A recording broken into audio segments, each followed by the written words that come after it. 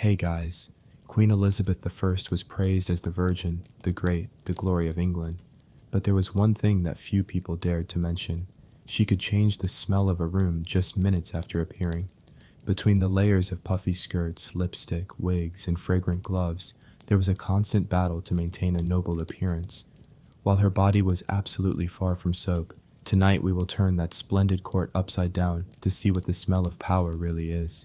So before you get comfortable, take a moment to like the video and subscribe, but only if you genuinely enjoy what I do here.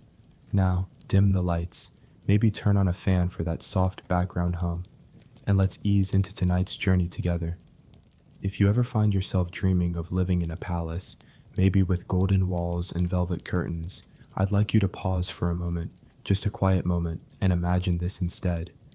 A room that glows in candlelight, yes, but also one where the air feels thick, a little too warm, a little too crowded.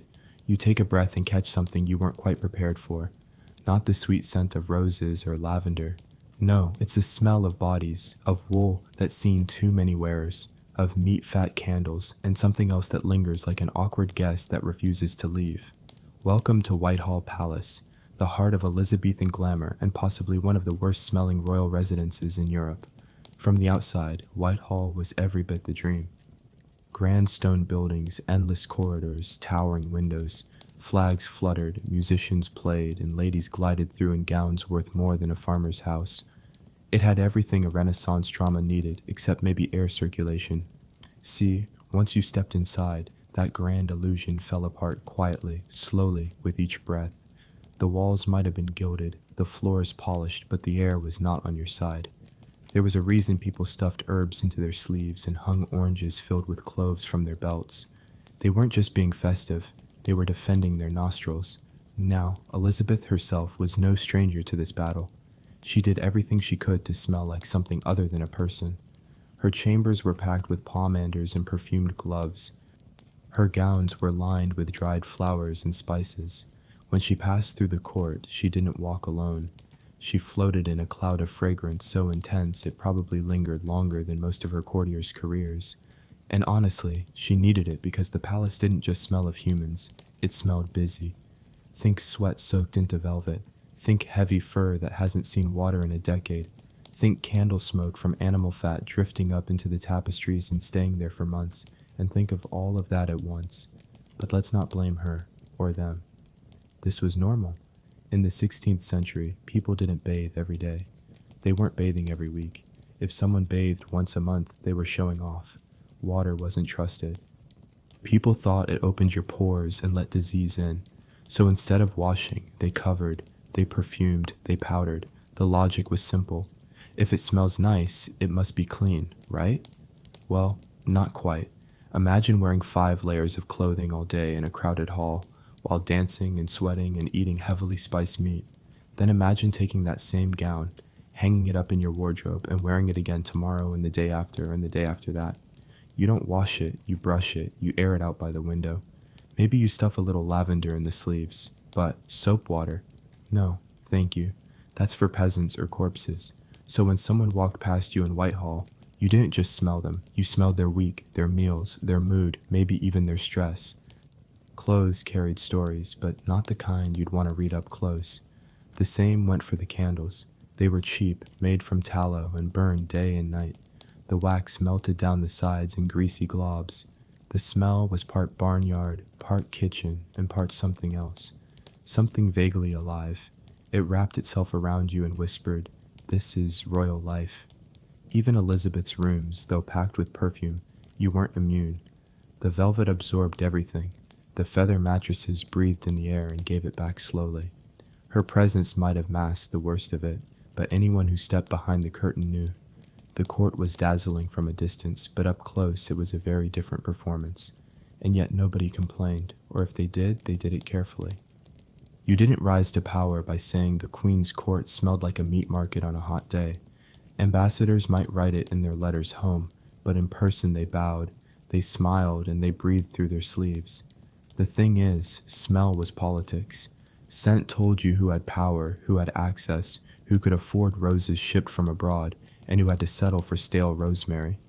Smelling good wasn't just about personal preference, it was about proving you belonged. Elizabeth knew this better than anyone. Her smell wasn't accidental, it was curated, controlled. Her scent walked into the room before she did. But even the finest perfume has limits, and under all those layers of silk and saffron and civet, the truth still waited, that this palace, for all its beauty, stank. The gowns were brushed but never cleaned, the bodies were perfumed but rarely washed, that the people smiled through their teeth even as they wondered what that smell was. Today, when we think of royalty, we imagine elegance, clean lines, crisp linens, white gloves, but back then, royal life meant sweat under pearls. It meant grease on velvet. It meant spritzing cinnamon oil over a stain and pretending it wasn't there. And everyone played along because no one wanted to be the one who admitted the emperor, or in this case, the queen, might have smelled a little ripe. So yes, Whitehall was a palace, a real one with grandeur and power and history.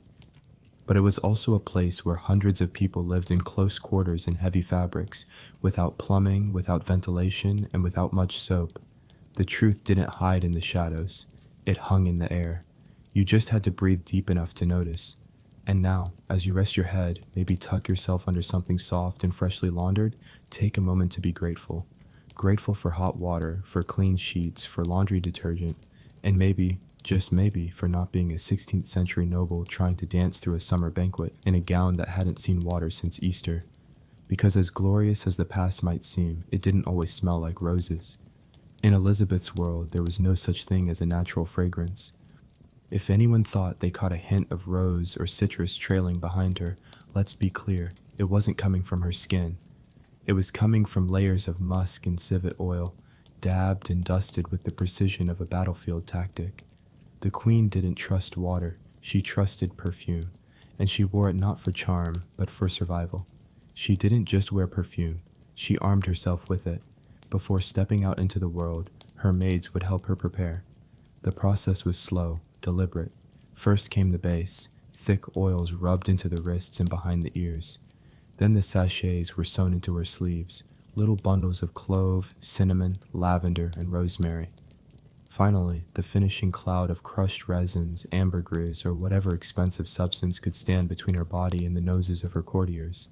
This wasn't beauty, this was damage control. Because when you don't bathe and you wear 5 layers of unwashed fabric every day, your body starts telling stories you'd rather keep quiet, and Elizabeth had no intention of letting the truth leak out from under her velvet gowns. She was a queen, a symbol, a myth in progress, and nothing kills a myth faster than a whiff of underarm. The court understood this too. Everyone reeked, of course, but how you reeked, that mattered. It was one thing to smell like sweat and old wool. That meant you were poor or worse, forgettable. But if your stench came layered in expensive oils and imported powders, then suddenly it was considered courtly, noble even. Elizabeth just took it to the next level. She didn't simply cover her odor. She weaponized scent. There are stories of her scent lingering in a room long after she had gone. One ambassador described her presence as heavy in the air. Another mentioned how the room she occupied had to be aired out for hours afterward. No one dared say this to her face. Of course, not unless they wanted to find themselves reassigned to Ireland, but people noticed. They just chose to describe it in the polite language of the court. She was fragrantly sovereign, which is a delicate way of saying she smelled like she was losing a wrestling match with a spice market. But we have to give her credit. She made it work. In a palace where everyone stank, she managed to make her particular stench feel royal. She understood that perfume wasn't just about hiding the body. It was about projecting power. You could smell a peasant and wrinkle your nose. You could smell the queen and feel humbled. It wasn't fair, but it was effective. Her perfumes weren't cheap either. Musk had to be scraped from deer glands. Civet came from the rear of a wild cat. Ambergris was vomited up by whales and then left to ferment in the ocean. All of these ingredients were rare, foul, and absurdly expensive, which made them perfect for a monarch. She wasn't trying to smell clean. She was trying to smell rich. And in that, she succeeded. Still, even the strongest scent can only do so much. There were warm summer days when the layers of perfume and powder started to melt, revealing hints of the body underneath. Her wigs, which were powdered in perfume, just like everything else, began to trap more than just fragrance. Her gowns, never washed, were soaked in the residue of stress, illness, and the occasional overly long council meeting. The perfume didn't erase this, it just mixed with it. The result was something unique, something that couldn't be bottled. It was part myth, part meat, and part Middle Ages. The queen smelled like herself, and the closer you got, the more you understood what that meant. But no one said a word. They bowed, they smiled, they kissed a glove and spoke about the weather. They never mentioned the way her presence seemed to settle on their skin long after the meeting had ended. That would have been rude, and no one wanted to be the one who broke the illusion. Meanwhile, the courtiers followed her lead. If the queen smelled like musk and citrus and whale spit, then by God, so would they. Men dabbed oil behind their ears. Women tucked herbs into their corsets. There was so much perfume in the air that some visitors reported headaches, nausea, and even fainting spells. Still, they smiled through it, because in the 16th century, passing out from perfume was a sign you'd been in the presence of greatness. And truly, nothing about this was accidental. Elizabeth understood better than anyone that scent was not just personal, it was political. A clean smell meant control. A rich smell meant power. A strong smell meant presence.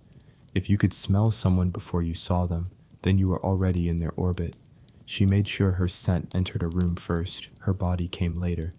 It's hard not to admire that kind of precision, even if the method was, by modern standards, disgusting. Because let's not forget what perfume was covering. No baths, no deodorant, no dental hygiene to speak of, just cloth, powder, sweat, and desperation. You could scrape off the top layer of one of her gloves and probably discover half a year's worth of court history in the residue. And maybe that's what made her scent so unforgettable. It wasn't just perfume, it was a biography. It told the story of a woman who had no choice but to become a legend, one pomander at a time. But legend or not, the truth always seeps through eventually. And if you want to understand the full picture, you'll need to look past the perfume, past the sleeves stuffed with rosemary, past the powdered wigs, and into the closet. Because the real story, the one that couldn't be masked, was hanging right there in plain sight. In the quiet corners of the palace, where the light was softer and the sounds were muffled by heavy curtains, gowns hung in stillness. Some had embroidery so fine it looked like it was stitched with hair. Others carried threads of gold that caught the candlelight just right. But if you stepped closer, not to admire with your eyes, but to breathe in gently, the truth would come through. These dresses didn't smell like lavender, not really. They smelled like something trying to be lavender, like something that had seen too many bodies in too few buckets of water. At court, clothing was not cleaned. It was preserved, maintained, perhaps pampered even, but never scrubbed, never soaked. The idea of putting fine velvet into water was unthinkable. It would shrink, stretch, bleed, die, and lose its shape. These weren't clothes meant to be washed. They were clothes meant to be brushed. So every morning, while the queen sat at her table or stood before her mirror, someone was nearby with a stiff bristled brush, working down the folds of yesterday's gown. They turned it inside out, beat it softly, brushed the seams, and shook it near the window. Sometimes they would hang it on a stand near the fire to let the heat pull out the damp. But water, no, water was for the peasants in the rain. Instead, the clothing was scented. They tucked sachets of dried herbs into the linings, usually rosemary, lavender, or thyme, sometimes bits of orange peel or cinnamon bark. They sewed the sachets into sleeves and bodices and hemmed them into the folds of petticoats.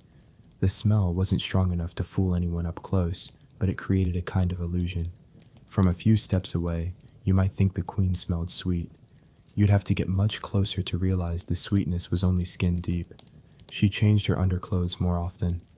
Linen shifts, stockings, and things that touched the skin directly. Those were washed when they could be, not with soap exactly, but with a kind of rinsing and wringing that passed for cleanliness.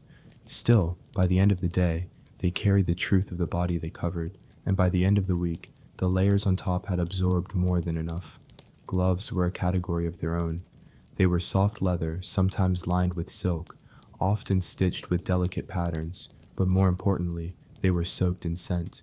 Rose oil, violet, bergamot, and sometimes stronger, things like camphor or clove. The queen wore them almost constantly. She gestured with them, held court with them, let nobles kiss them as a form of greeting. It was part tradition, part theater, part hygiene. After all, it was better to kiss a perfumed glove than a hand that hadn't seen soap in weeks. These gloves were rarely cleaned.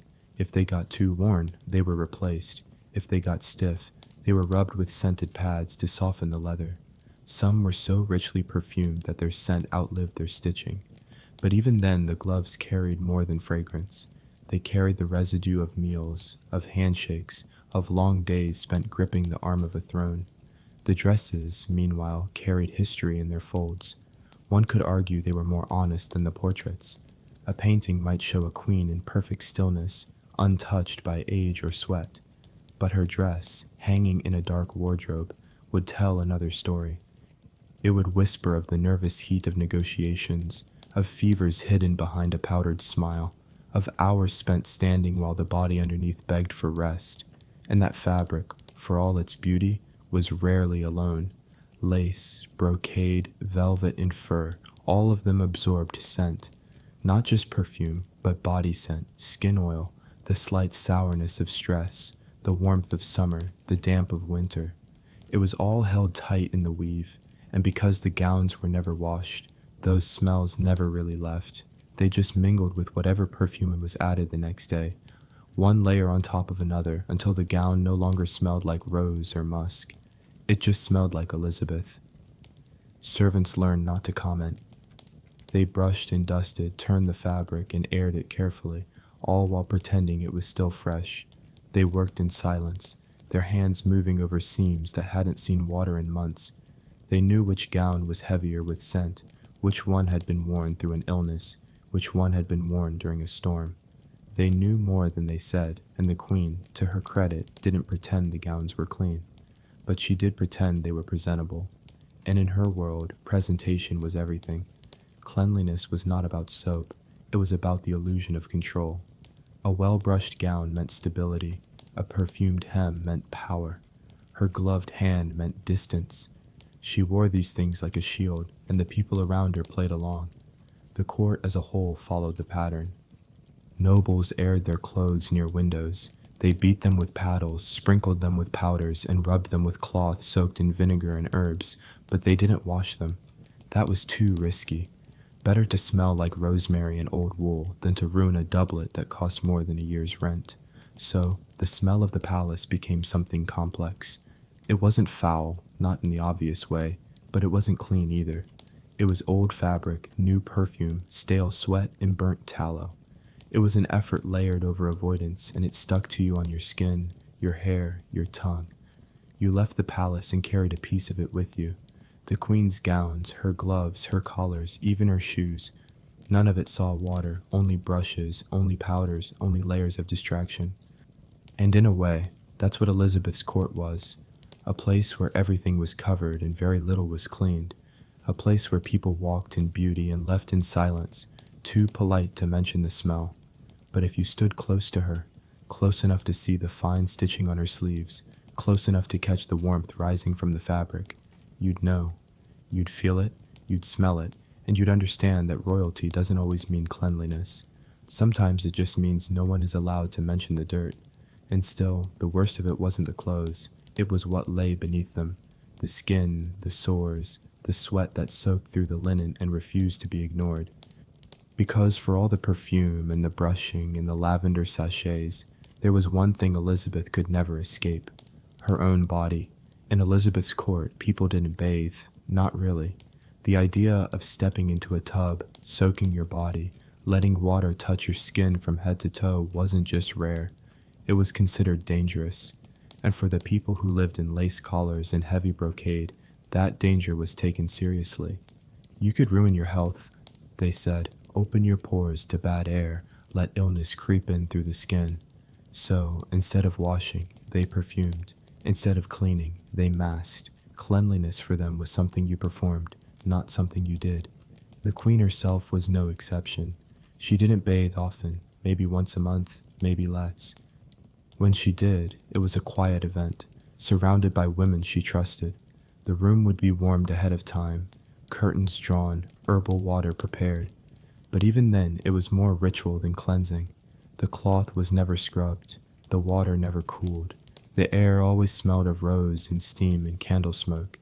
It wasn't about removing dirt, it was about restoring the illusion of freshness. For daily routines, there were other methods. Bowls of scented water were set on low tables. A cloth would be dipped, wrung, and passed gently across the face or hands, sometimes over the chest, never the legs, never the feet. That was too intimate, too risky. Perfumed vinegar was dabbed onto linen squares, then brushed along the neck, the temples, the wrists.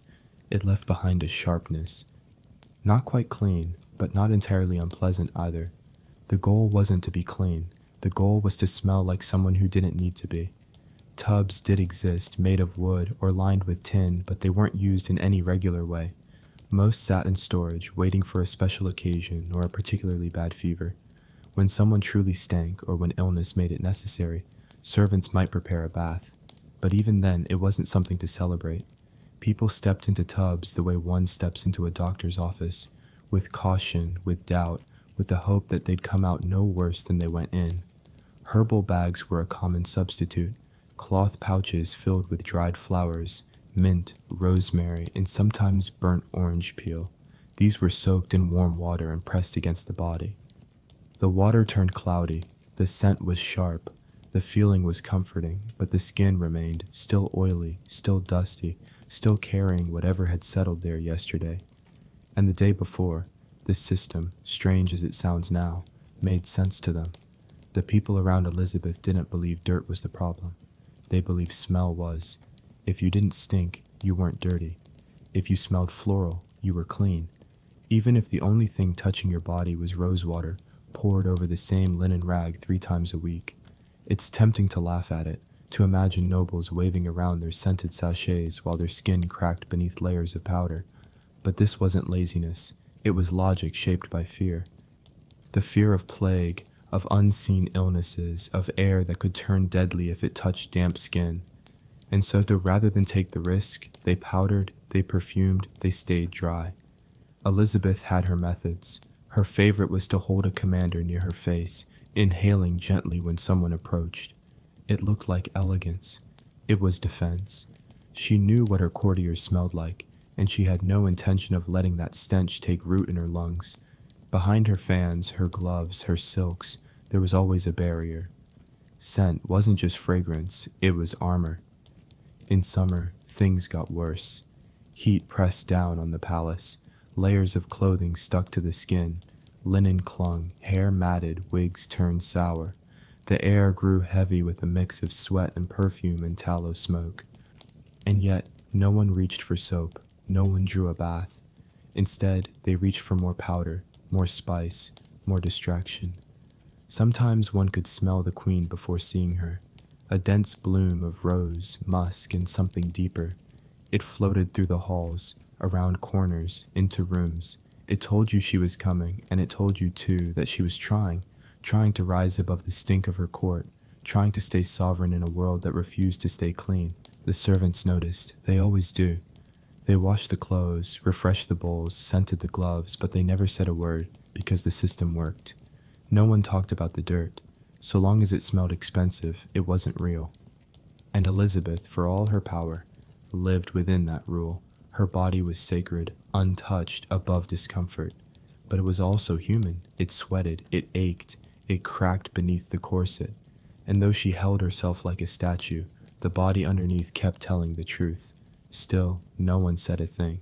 But when the candlelight hit her gown just right, when the scent curled toward your face instead of away from it, the illusion faltered just a little, just enough for you to wonder, and just enough to know.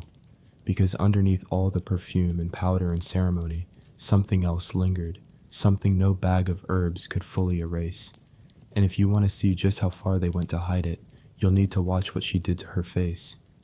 There was a time when people looked at Elizabeth's face and saw perfection, pale as moonlight, smooth as porcelain, untouchable in every sense. From a distance, it didn't look like skin, it looked like a mask. But that was the point. She wasn't trying to appear human. She was trying to look eternal, untouched by illness, unshaken by time. And to do that, she needed more than just powder. She needed ritual and a great deal of poison. Every morning, while the palace was still waking up and the halls were filling with smoke from the kitchen fires, Elizabeth sat in silence and began the process. Her maids knew the order. The clothes were laid out, the pigments arranged, the oils uncorked. The base came first, a thick layer of base made from white lead mixed with vinegar. It went on with a soft cloth, sometimes with a sponge. The texture was heavy, smooth, but with weight, like painting plaster onto warm skin. The lead made the skin look bright, whiter than any natural color. In those days, pale skin was a sign of nobility. It meant you stayed indoors, that you didn't labor in the sun like common folk. So Elizabeth covered every inch of her face and neck, sometimes even her hands. The base created a blank surface, flawless, or so it seemed. Then came the shimmer. Crushed pearls ground fine were dusted lightly across the cheeks and forehead. They gave her a glow that flickered in candlelight. Not a healthy glow, not something that came from within, but something reflected, manufactured. The kind of beauty that looked best from across the room, not up close. For color, she used vermilion, a deep red pigment made from mercury sulfide. It was mixed with a bit of oil and tapped onto the cheeks, just enough to suggest warmth, a pulse, a hint of youth that no longer came naturally. On some days, her lips were tinted too, not always, but when she needed to appear strong, the red helped. None of it was safe, not the lead, not the mercury. Over time, they burned the skin, caused rashes, ate into the soft tissue, but there was no turning back. The more the makeup damaged her skin, the more she needed it. It became a cycle. Cover the damage, cause more damage, cover again. Servants began to notice. They said nothing, of course, but they saw the red patches, the rawness around her nose, the way her face had to be rebuilt each morning with thicker layers. A diplomat once wrote that her appearance seemed to melt by evening. Another noted how different she looked when she turned her head. The illusion only held from the front, and yet she continued because she had to. The queen couldn't appear weak, not in public, not even in private. Her body might ache, her teeth might rot, but her face had to stay steady, pale, bright, fixed. It was her shield, her symbol, and perhaps in the quietest parts of her mind, her prison, too. She rarely touched her face, not in public, not even to adjust a curl. That was left to the maids who wiped and brushed and powdered in silence. They learned to keep a steady hand, a soft voice. They saw the lines that deepened each year and the thinness beneath the jaw, but they said nothing. Their job wasn't to reveal the queen. It was to maintain her. By the time she stepped into the public eye, the transformation was complete. Her skin looked flawless, her cheeks flushed, her eyes were bright, but beneath it all was something tender, something raw. And every evening, as the paint was wiped away, the truth returned bit by bit, crack by crack. Elizabeth's skin grew more sensitive as she aged. Some days the makeup stung, other days it refused to stay in place. Her hands, once steady, began to tremble. Her eyes tired more quickly, but she never stopped, even when her ladies had to do most of the work. Even when the pigment flaked, even when her reflection turned unfamiliar. And the strange part is, no one questioned it. Not the courtiers, not the ambassadors, not even the poets who wrote verses about her glowing face. They knew it wasn't natural. They just didn't care because the illusion was more important than the woman beneath it. Elizabeth wasn't just a person, she was a painting in motion, a statue that spoke. And as long as the powder was thick enough, no one had to think too hard about what was underneath. Sometimes, when the light hit her just right, the makeup shimmered like a mask of glass. People would stop and stare, not because she looked beautiful, but because she looked permanent, unchanging, as if time had forgotten her. But time never forgets, and neither does skin. The longer she wore the lead, the more it wore her down, and the more she faded beneath it. What began as a disguise became her face, and what began as a way to appear alive became a way to hide how tired she was. Still, she smiled. Still she stood. Still she turned her cheek to be kissed through gloves and lace, because the queen could not falter, not in the face, not in the posture, and certainly not in the scent. But there were days, quiet days, when the paint cracked a little sooner, when the smile didn't quite reach her eyes, when the powder clung too heavily to skin that had grown thin. And those were the moments when her ladies moved a little faster, brushed a little softer, and held their breath. Because if the mask slipped too far, there would be nothing behind it but flesh and fatigue, and all the perfume in the world couldn't keep that from showing. Her face could be painted, her scent could be sculpted, her gowns could be brushed until they shimmered like frost in candlelight. But there was one thing Elizabeth could never quite hide. Her mouth, the teeth behind the smile, the breath that floated out between words, that no matter how many herbs she chewed or gloves she wore, had a way of slipping past the mask she built. She loved sweet things. It wasn't a secret. Sugar had become a symbol of wealth in her time, something imported, refined, and prized. She had access to it in ways her subjects could only dream of. Candied violets, marzipan, sweetmeats packed in decorative boxes, sugared almonds by the handful. These were delicacies she enjoyed, not just during feasts, but often enough for her teeth to notice, and they did. By the middle of her reign, her teeth had begun to rot. Slowly at first, a darkening here, a tenderness there. Then came the aching, the swelling, the silent hours where she pressed a cloth to her cheek and willed the pain away. Her doctors tried what they could, but dentistry in the 16th century was closer to punishment than medicine. They had powders to rub on the gums, cloves to chew, metal picks to dig at decay, and if all else failed, they had forceps, iron ones with no anesthetic, just grip and pull and hope. She resisted treatment as long as she could.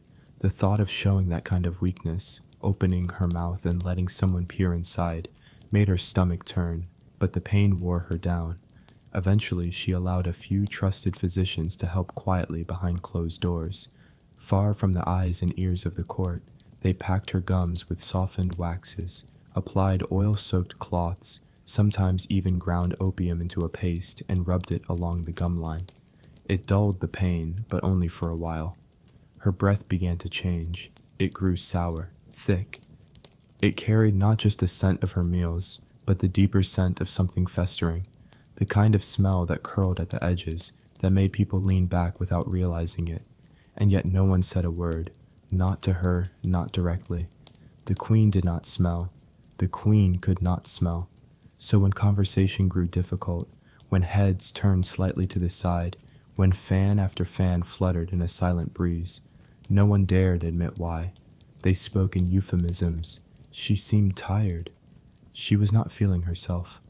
The weather had worn her out, and always they blamed the room, the heat, the closeness, the season, but never the breath itself. She knew, of course. You always know. The human nose is honest, more honest than words, more honest than mirrors. She noticed when people flinched.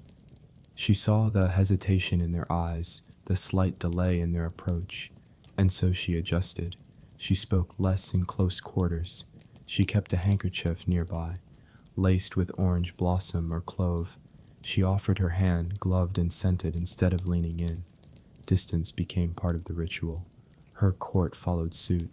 They began to mimic her habits. Fans grew larger. Gloves became more perfumed. Even speech patterns shifted. Fewer long monologues, more nodding, more gestures, more polite silences. It became easier to flatter from a distance, safer too. No one wrote openly about it in their letters, but the hints were there. A visiting noble once mentioned the air around her being thick with dignity. Another described the queen's presence as rich and enveloping. Delicate phrases, carefully chosen, meant to say what couldn't be said. Behind the lace and velvet, behind the legend, there was a woman who had stopped smiling quite as wide. Still, she kept the illusion alive. The portrait showed her with tight lips, perfectly closed, untroubled. The poets praised her smile as radiant, her breath as sweet. But behind closed doors, the doctors grew more concerned. The extractions were becoming more frequent. Some teeth fell out on their own. Others had to be removed. Over time, chewing became difficult. She began to avoid certain foods. She ate slowly, picking at soft dishes, soups, stewed fruits. Even her favorites began to lose their appeal. There were rumors, of course, whispers that she sometimes refused to eat in public, that she left banquets early, that she spent hours alone after meals, rinsing with rose water, resting, but these stories never made it into the official histories. The queen was strong. The queen was eternal. She couldn't be brought low by something as small as a tooth, and so the silence continued.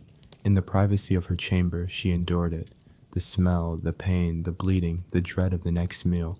And the court kept its distance, careful not to mention what they all sensed, because if the queen's mouth betrayed her, the illusion cracked, and no one wanted to live in a world where the virgin queen had to excuse herself for bad breath. There's something deeply human in that, in the way people protected the image. Even as the reality slipped further away, they weren't lying, not exactly. They were preserving something larger than one woman, a myth that had carried them through wars and doubts and years of plague, and if that meant ignoring the smell, then so be it. But history has a nose of its own, and over time, the truth begins to show in the letters, in the treatments recorded, in the subtle changes to her routine, in the way she kept her lips pressed together, even when laughing, even when hurting. Because behind the powdered face and perfumed gloves, there was a mouth that suffered in silence. And behind that silence, a queen who ruled through pain no one dared name. Somewhere in the quiet heart of the palace, behind the carved doors and velvet curtains, stood a chair. It didn't look like much at first glance, plain wooden, with a cushion that had seen better years. But lift the lid and the truth sat waiting. This was no throne. This was the queen's private seat, her close stool, her toilet, though no one dared call it that out loud. It was made to look modest, respectable even, a sturdy piece of furniture tucked in a corner like a reading bench.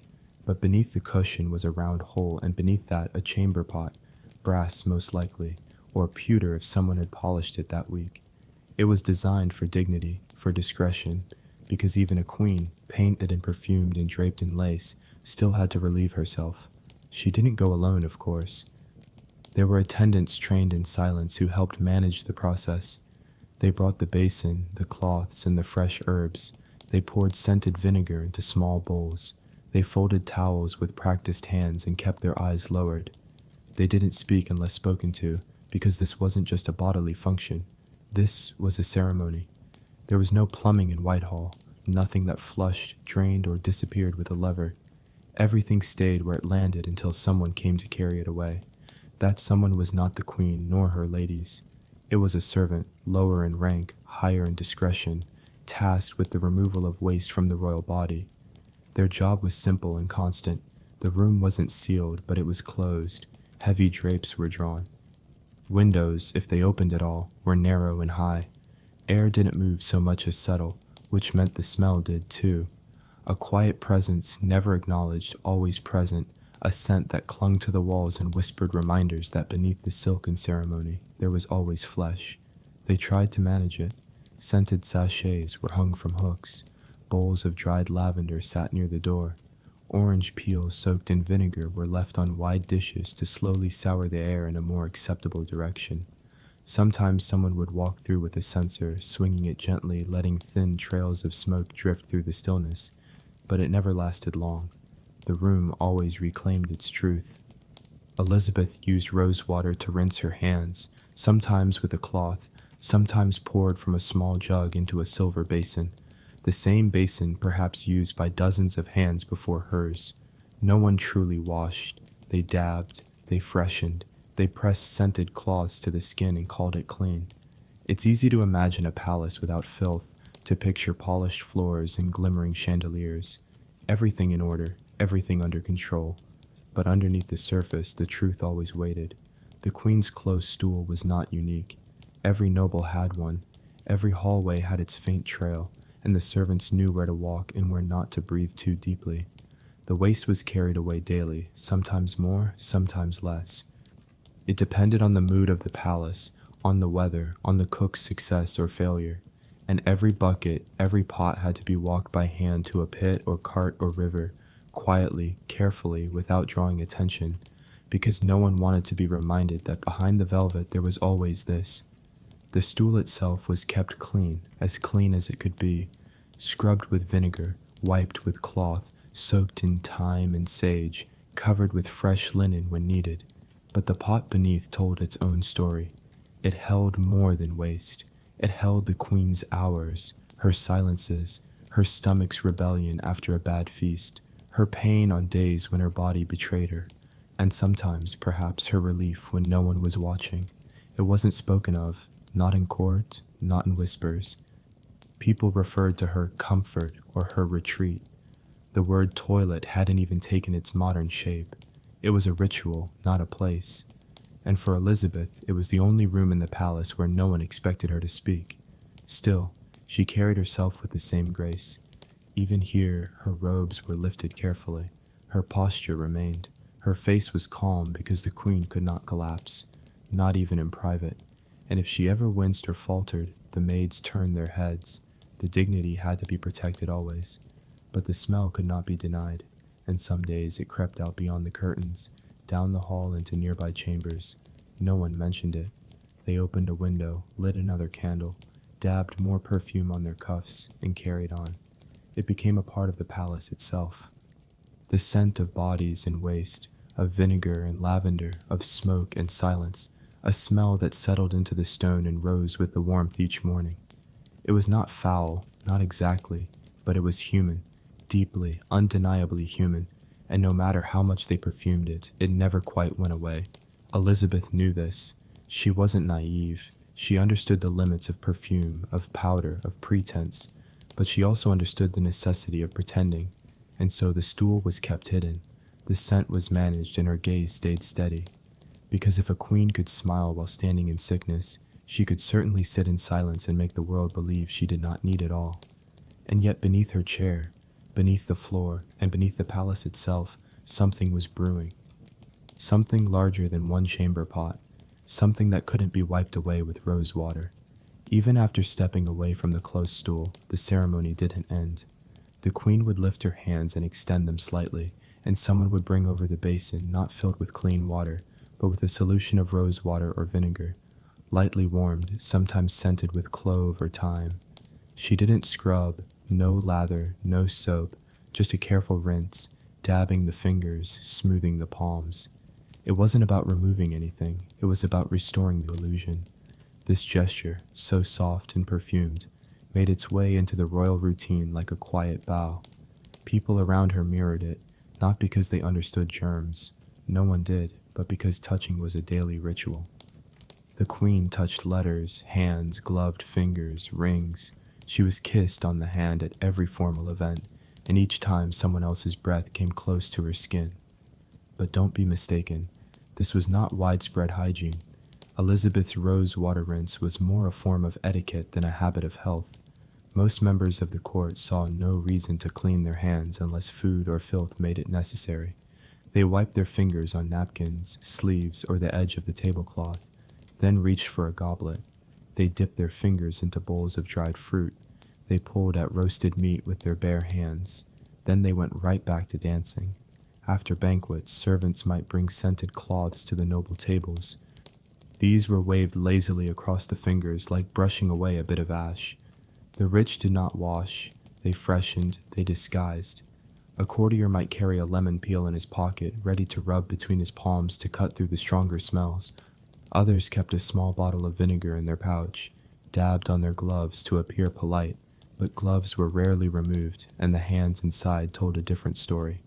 It was the same with the ladies, sleeves long enough to wipe, rings thick enough to trap grease beneath them, silk gloves that hadn't been turned inside out in weeks. The perfumes on their wrists clashed with the odor of untouched skin. Some wore pomanders, little orbs filled with herbs and resin hanging from their waists or tucked into folds of fabric. A subtle hint of cleanliness floating beside a much louder truth. During court dances, hands were joined, twirled, and lifted. Sweat passed easily. Heat rose. Gloves rubbed against gloves and bare fingers brushed against bare skin. The perfume mingled with skin, but no one stopped to wash. They were too busy smiling, laughing. They showed off how graceful they could be in heavy gowns and tight shoes. The filth moved between them like a guest no one invited but no one dared to mention. They were gestures to signal refinement, offering your gloved hand for a kiss, holding a perfumed cloth to your nose while walking past the servants, dipping fingertips into a shallow dish of herbs before a meal. These replaced soap, they stood in for water. And in a palace as grand as Whitehall, they were enough. But what wasn't visible was how quickly things traveled. A touch on the hand, a cough during conversation, a borrowed fan. The nobles passed more than gossip. Illnesses slid from skin to skin. A fever in one corner of the ballroom became a whisper by morning. A sore throat in the chapel echoed through the corridors the next day. And still, the basin stayed empty. Still, the rose water was for the queen alone. Elizabeth, to her credit, was more cautious than most. She understood appearances, and in her mind clean hands made for a clean reign, or at least a fragrant one. She carried herself with a kind of sacred distance. A queen must seem untouchable, and a well-scented palm helped, but even her habits were symbolic. The hands were rinsed. Yes, the face was dabbed. The wrists were perfumed, yet the sleeves stayed heavy. The skin beneath the rings never saw daylight, and when her gloves came off, if they ever did, they told their own story.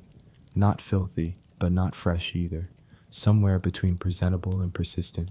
Some whispered that Elizabeth had a special glove made for sleeping, lined with herbs, infused with wax, meant to soothe the skin overnight and mask whatever lingered from the day. Whether this was true or not, no one could say, but it fit the pattern. Cleanliness was performance, a layer, a scent, a glove between truth and touch. By morning, the cycle restarted. The basin was filled, the vinegar stirred, the cloths were folded neatly beside her mirror. She would press her fingertips into the bowl and lift them again, letting the scent rise like incense, a queen's ablution. Half ritual, half mask, and wholly accepted. Meanwhile, in the other corners of the court, fingers remained darkened with ink, with soot, with meat juices and powdered sugar. They reached into bowls, tugged at laces, and fixed jewels, and nobody minded because the performance had never been about cleanliness. It had always been about what people could pretend to see. If you walked through Whitehall with your eyes half closed, you might believe the place was spotless.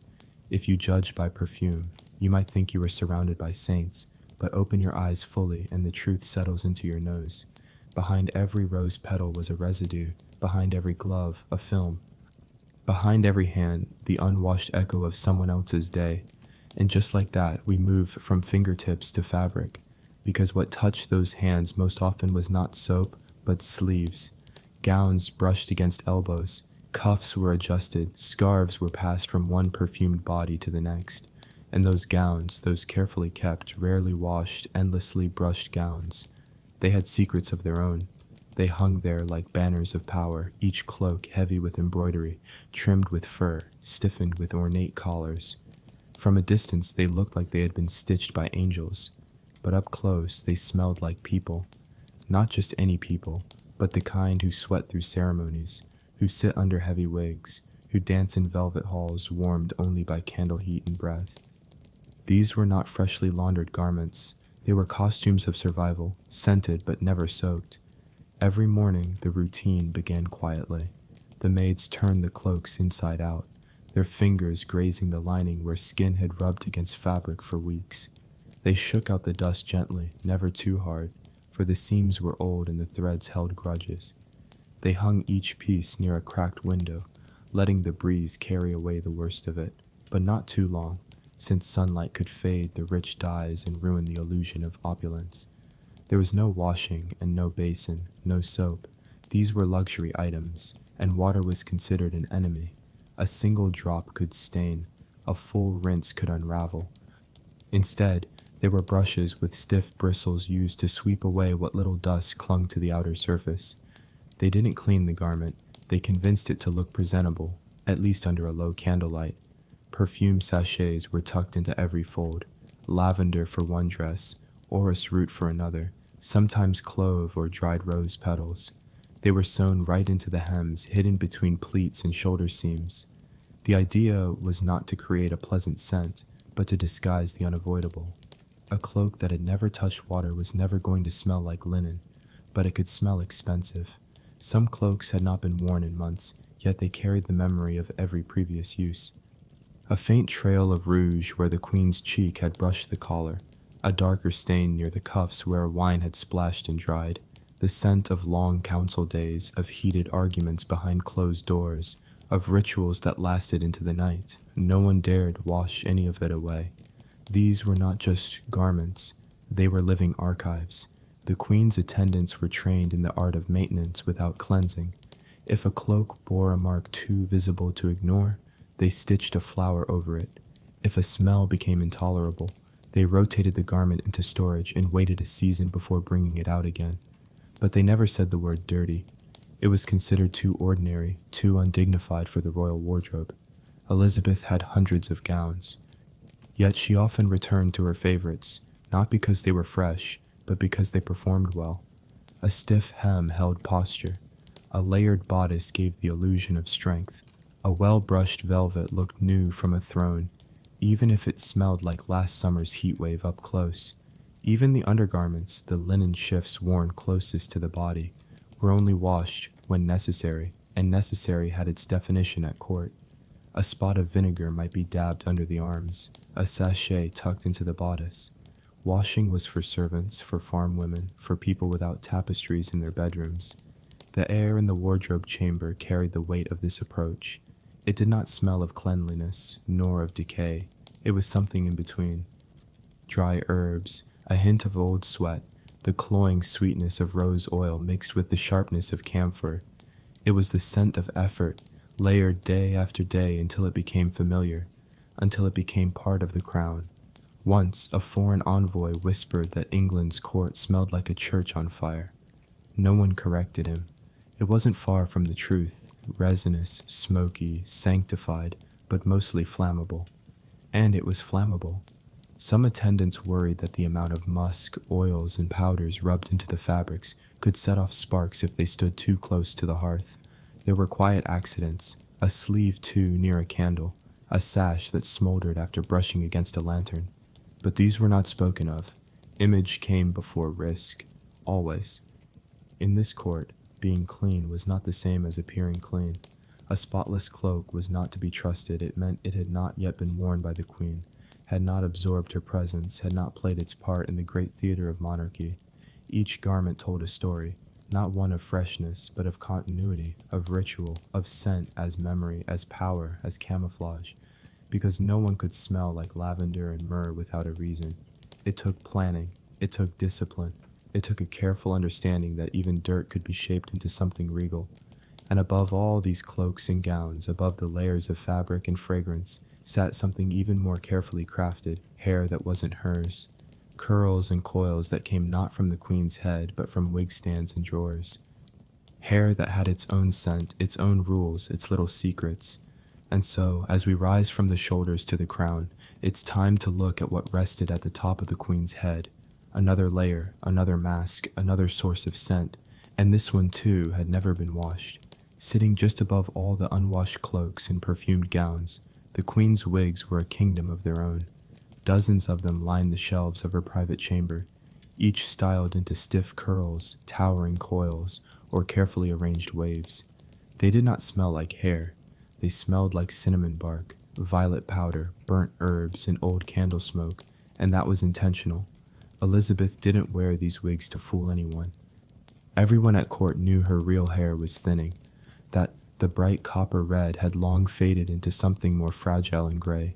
The wigs weren't for deception, they were for display.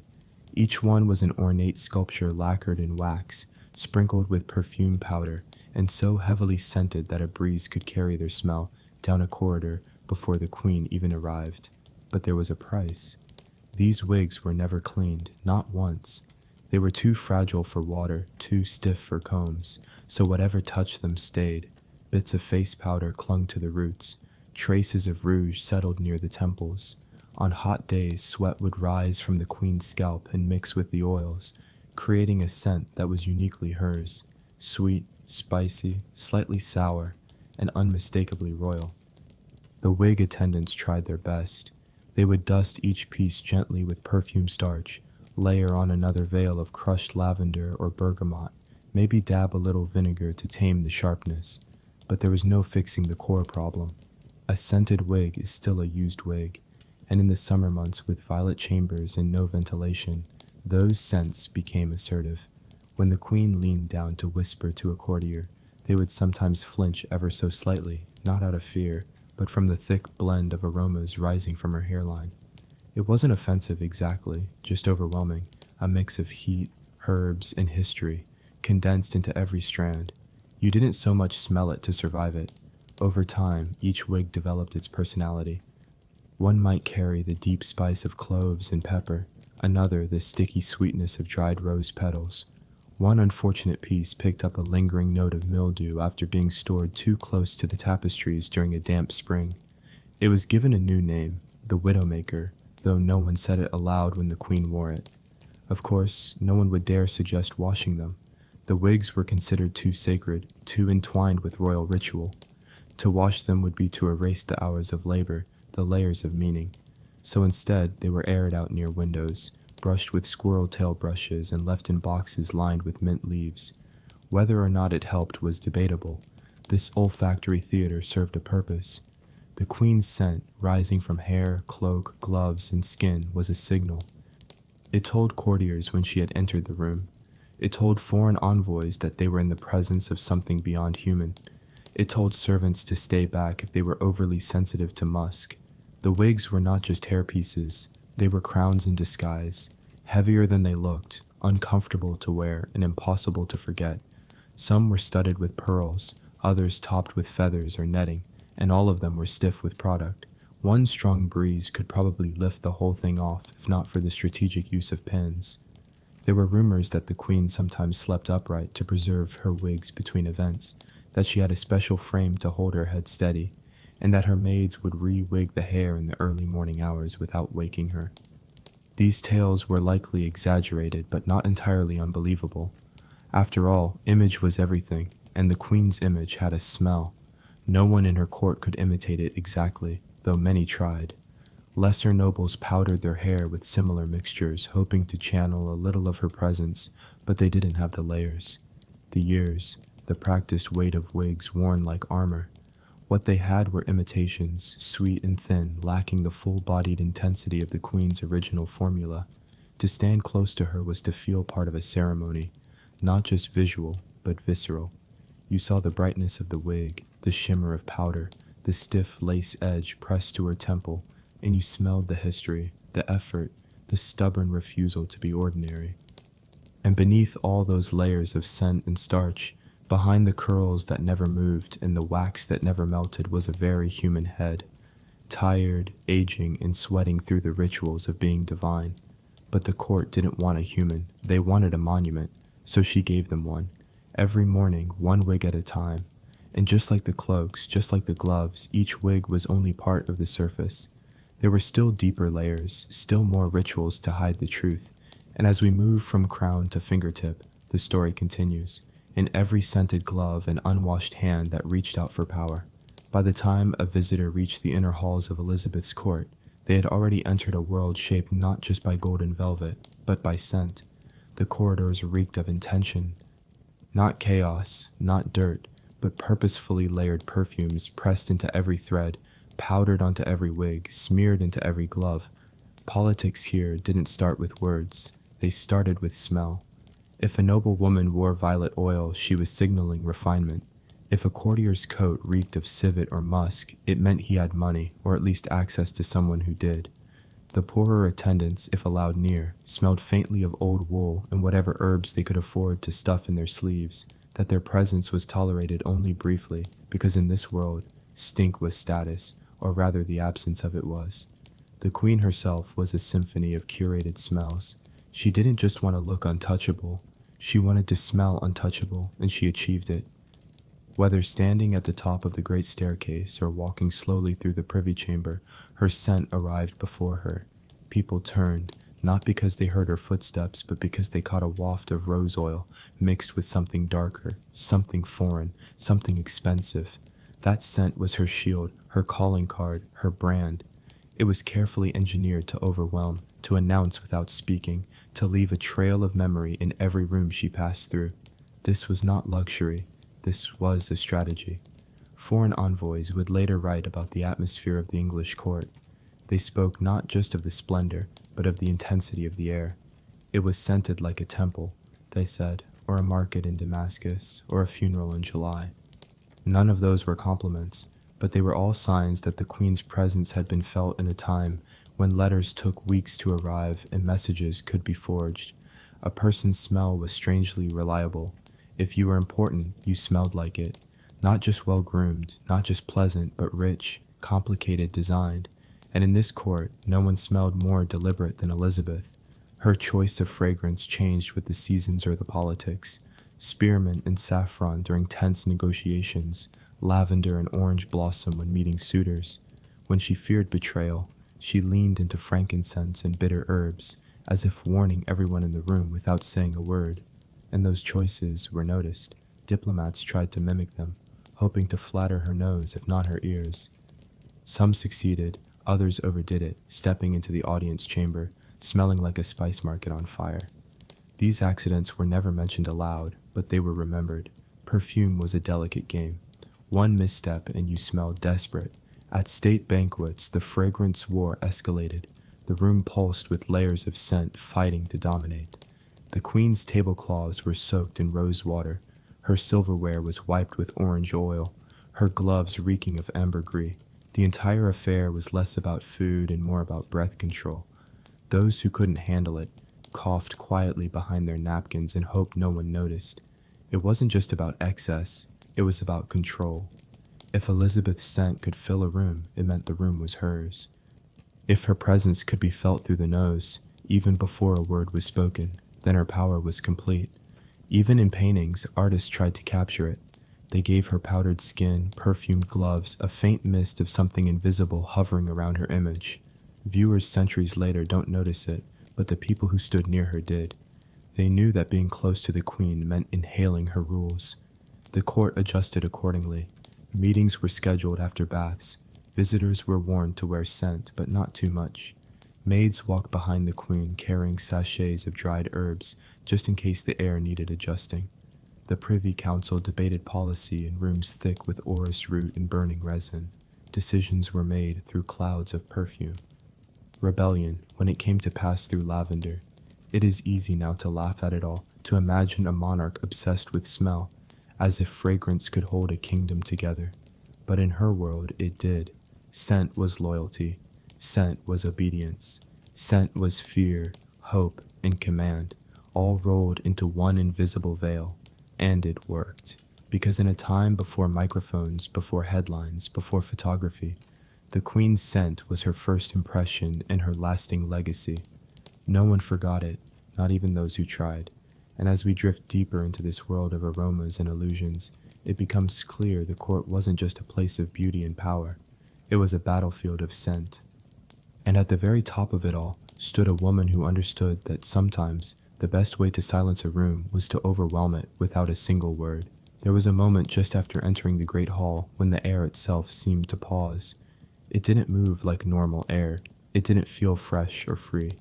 It pressed in on the skin, thick and warm, as if it had been used too many times by too many lungs.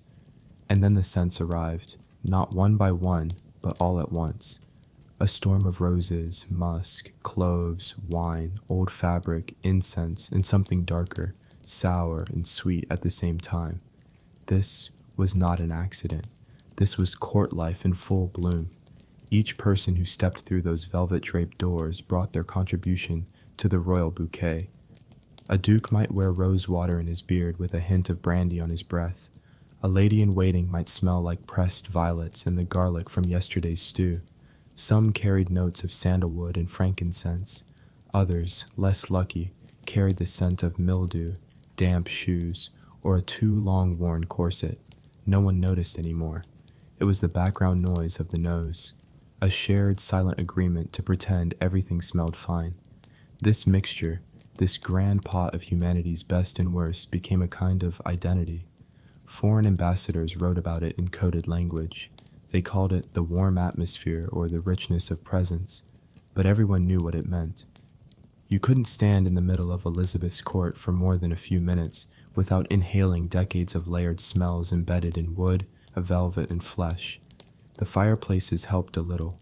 The scent of burning oak or sweet-smelling peat sometimes cut through the fog, but only briefly. The heat made it worse, lifting old smells from carpets and cushions like steam from a bath. And the perfumes meant to mask everything only made it more complicated. A bad smell covered in lavender is still a bad smell, but just more floral. Servants tried to manage the chaos. They hung bundles of dried herbs in corners, stuffed mint leaves behind tapestries, and even walked the halls waving little pots of smoldering resin. But it was like trying to perfume a battlefield. The stench always won. Yet, strangely, no one seemed offended. Not really. This was how things were. Just as the Queen's scent was a declaration of power, the court's collective aroma was a declaration of presence. You were here, you existed, you were part of the machine. And like any great machine, it ran hot, noisy, and not always clean. People adapted. They learned to hold their breath at just the right moment, to tilt their head away politely during a whisper, to pretend not to notice when someone near them smelled of damp wool and sour wine. Etiquette manuals never mentioned smell directly, but everyone knew the dance, the pause, the breath, the smile. Clothing contributed too, layers and layers of it, cloaks rarely cleaned, gloves worn over and over. Undergarments soaked in sweat were then powdered and reused. The fabrics themselves took on a life of their own, holding the history of their wearers in every thread. You could smell a man's station, his breakfast, his anxiety, just by walking past his coat. And then there were the occasional surprises, a whiff of something unfamiliar, a sharp note of decay, a reminder that the human body, no matter how gilded or powdered, was still a body. Once a visiting noble fainted in a side room, not from emotion, but from a sudden shift in scent too strong to explain. No one laughed. They understood. It could happen to anyone. Even the Queen wasn't immune. Though her scent was tightly controlled, the air around her wasn't. Courtiers crowded close, their aromas colliding like warring ships. One advisor, it was whispered, had a personal musk so persistent it outlasted his presence by nearly an hour. He was eventually reassigned to outdoor duties. In this court, smell was part of memory. You didn't just recall a conversation. You remembered how it smelled, the cinnamon on a diplomat's breath, the decay of an aging lord's robes, the sharp citrus trailing behind a rising favorite. These things lingered longer than words. And yet, for all its pungency, no one tried to change it. Cleanliness was not the goal. Survival was. The image was, and in the hierarchy of needs, the comfort of one's nose ranked far below the comfort of one's crown. So, the court endured. They powdered and perfumed, layered and masked, breathed shallowly and smiled often because the smells were not a failure of the system. They were the system, a living map of power, privilege, and proximity. And as we move forward deeper into the rituals of daily life in Elizabeth's world, that truth remains. Behind the painted faces and embroidered gowns, behind the politics and pageantry, was always the same inescapable reality. Everyone smelled, and everyone pretended they didn't. There is something strangely theatrical about the way Queen Elizabeth of England presented herself to the world. It wasn't just about power or control. It was about maintaining an image so carefully crafted, so obsessively preserved, that even the dirt underneath had to sparkle somehow. This was not a woman. This was a symbol, a carefully powdered ghost in a gown that rustled with mythology. People didn't bow to her flesh and blood. They bowed to an illusion wrapped in silk and legend, and that illusion had to smell pleasant, even if it sat on top of weeks-old sweat. Each morning, her attendants prepared the stage. They didn't simply dress her, they assembled her. First came the base, the skin. It had to appear pale, smooth, and unblemished, not because she liked the color, but because paleness meant virtue, chastity, superiority over those laboring outdoors under the sun. So they painted her face with a thick layer of Venetian ceruse, a delightful combination of white lead and vinegar. It cracked over time, but no one dared point it out. To the outside eye, it was just porcelain beauty. To anyone up close, it was a delicate crust of poison, a mask that grew heavier each year. And then the blush, not the gentle kind you see on modern cheeks. No, this was made from cinnabar or vermilion containing mercury. It gave her a radiant flush, but it slowly gnawed her nerves. The toxic pigments may have enhanced her glow, but they also brought tremors, insomnia, and God knows what else. Yet no one dared whisper of consequences. The Queen was never tired. She was merely thoughtful. She was not unwell, just contemplative. Her eyebrows, thin and meticulously shaped, were often enhanced with soot or dyed materials. In portraits, they looked elegant. In person, perhaps a little off. But again, who would dare say it? She could have walked into a room with a smear of coal under each eye, and courtiers would have called it divine fashion. That's the thing about power. It doesn't need to be pretty, it only needs to be unquestioned. What truly kept the illusion afloat, though, was the lighting. You see, no one ever saw Elizabeth under the harshness of midday sun. Audiences were granted in rooms lit by candlelight or filtered through heavy drapes. Soft shadows masked the inconsistencies in her painted face. The flickering glow made her skin shimmer just enough to distract from the dry patches, the flaking layers, the quiet cracking of lead-based glamour. Even the very idea of mirrors was controlled. There were few in her private spaces, and the ones that did exist, likely carefully placed, lit from forgiving angles. It wasn't just others who had to believe the illusion. She had to believe it too, or at least believe in the importance of it, because once the image cracked, even slightly, everything might crumble with it, and crumble it would if people ever saw the reality. Under the layers of makeup was a woman aging rapidly. Her teeth were decaying, her skin pocked from a bout with smallpox. Her hair, once a fiery red, had thinned to the point that wigs became necessary, but the story could not allow for decline, so she became something else entirely. A statue in motion, a walking, scented painting. It is tempting to feel sympathy, and perhaps we should. But it is equally important to recognize the role she played in preserving the charade. She demanded it, enforced it, built systems around it. Her ladies-in-waiting were instructed to never speak of what they saw. Courtiers knew to compliment rather than comment. The entire court became a supporting cast in a never-ending play called The Virgin Queen. This was not hygiene as we know it today. This was ritual, not about cleanliness, but about meaning. The scent of lavender didn't mean she was fresh, it meant she was untouchable. The smoothness of her gowns didn't suggest comfort, it suggested purity. Even when she was unwell, she had to appear invincible. The illusion was stronger than the body, the story is more sacred than the truth. It is no surprise then that historians today often struggle to separate the real Elizabeth from the image she curated. Was she confident or just cornered by expectation? Was she proud or imprisoned by the role she created? Perhaps both, perhaps neither.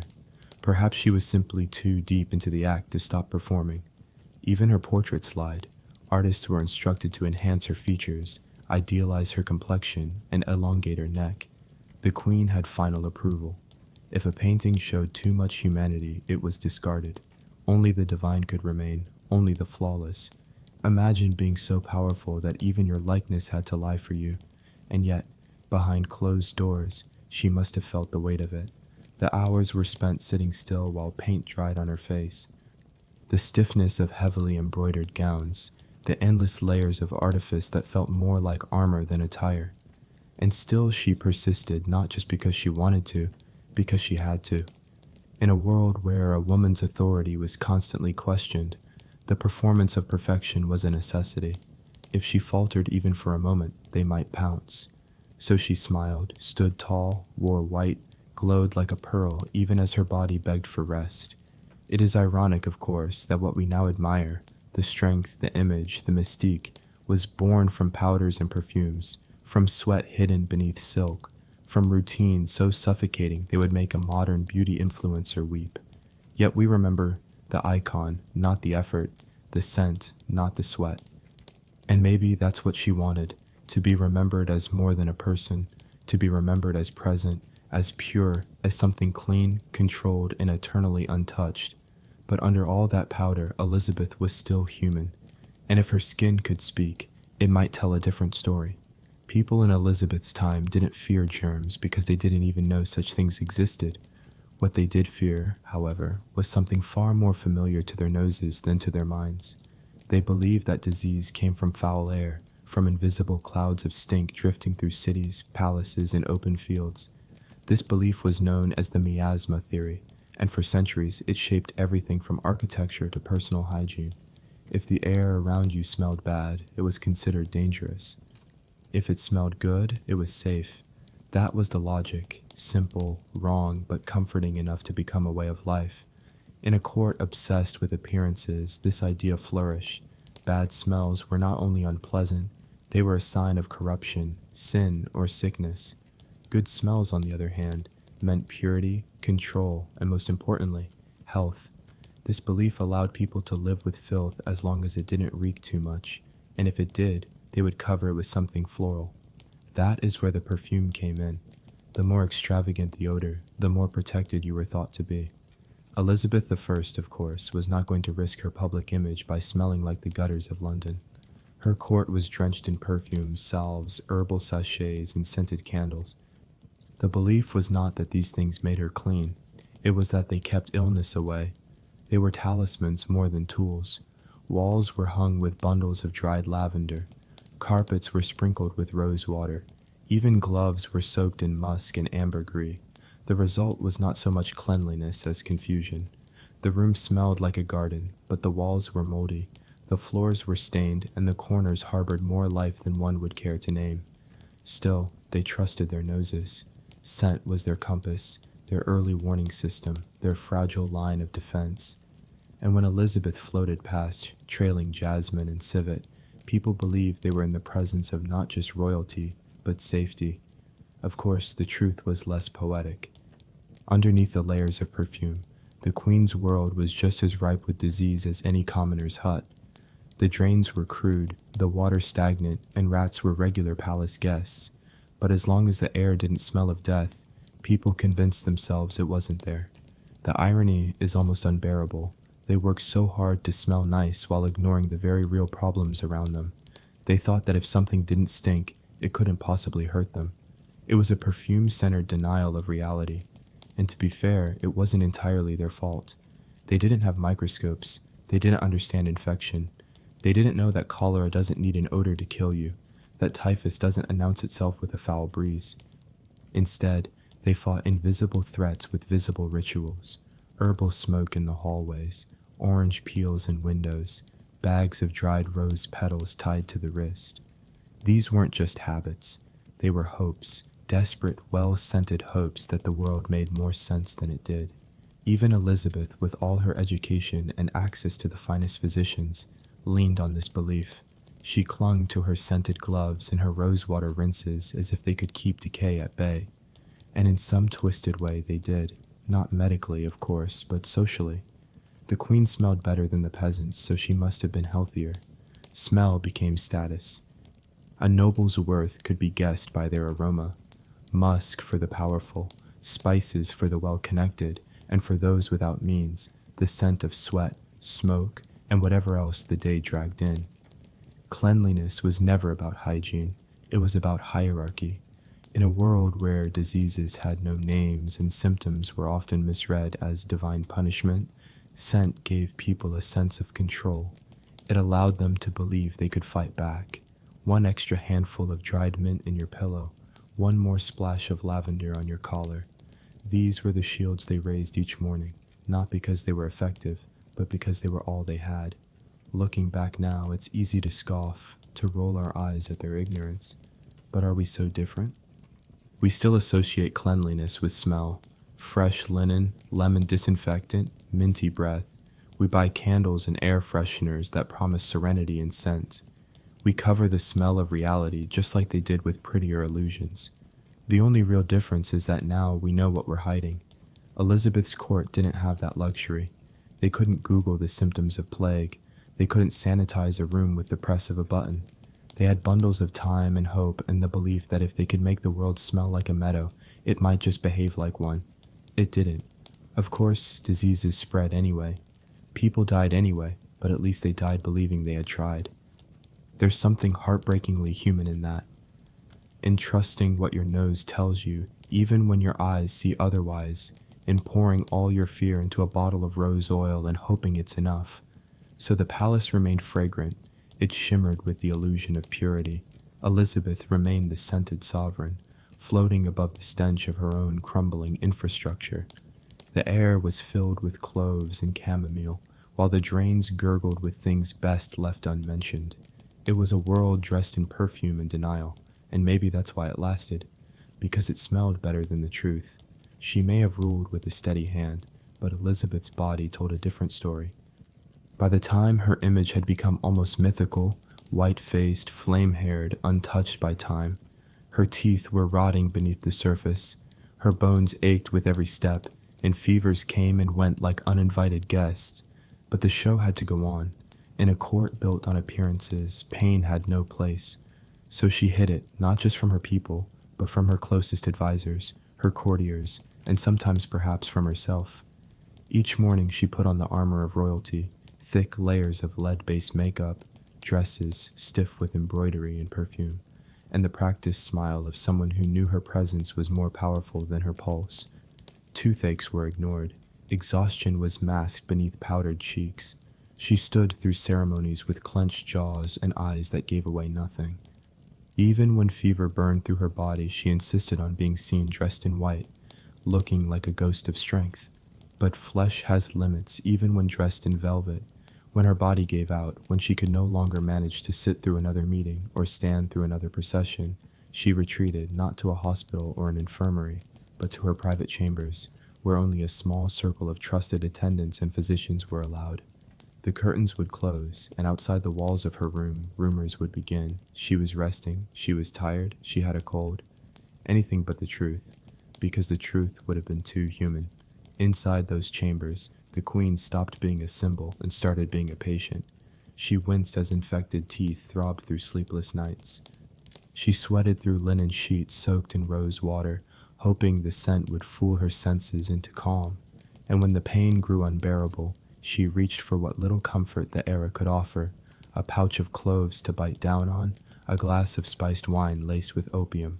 Bundles of dried herbs were crushed into poultices and pressed to her temples. These were her tools, primitive, fragrant, and slightly magical, not because they worked, but because they helped her believe they might. Doctors in Elizabeth's time were more confident than competent. They wore ruffled collars and carried vials of potions that promised relief but rarely delivered. They spoke in terms of humors and balances, not bacteria or viruses. The queen's physician, though discreet, was part of the same system. He prescribed what he could, oils to rub on her temples, powders to stir into her wine, and sometimes simply silence. He knew that most of what she needed was not to be seen this way, and so outside her chamber, the story continued. The queen is radiant.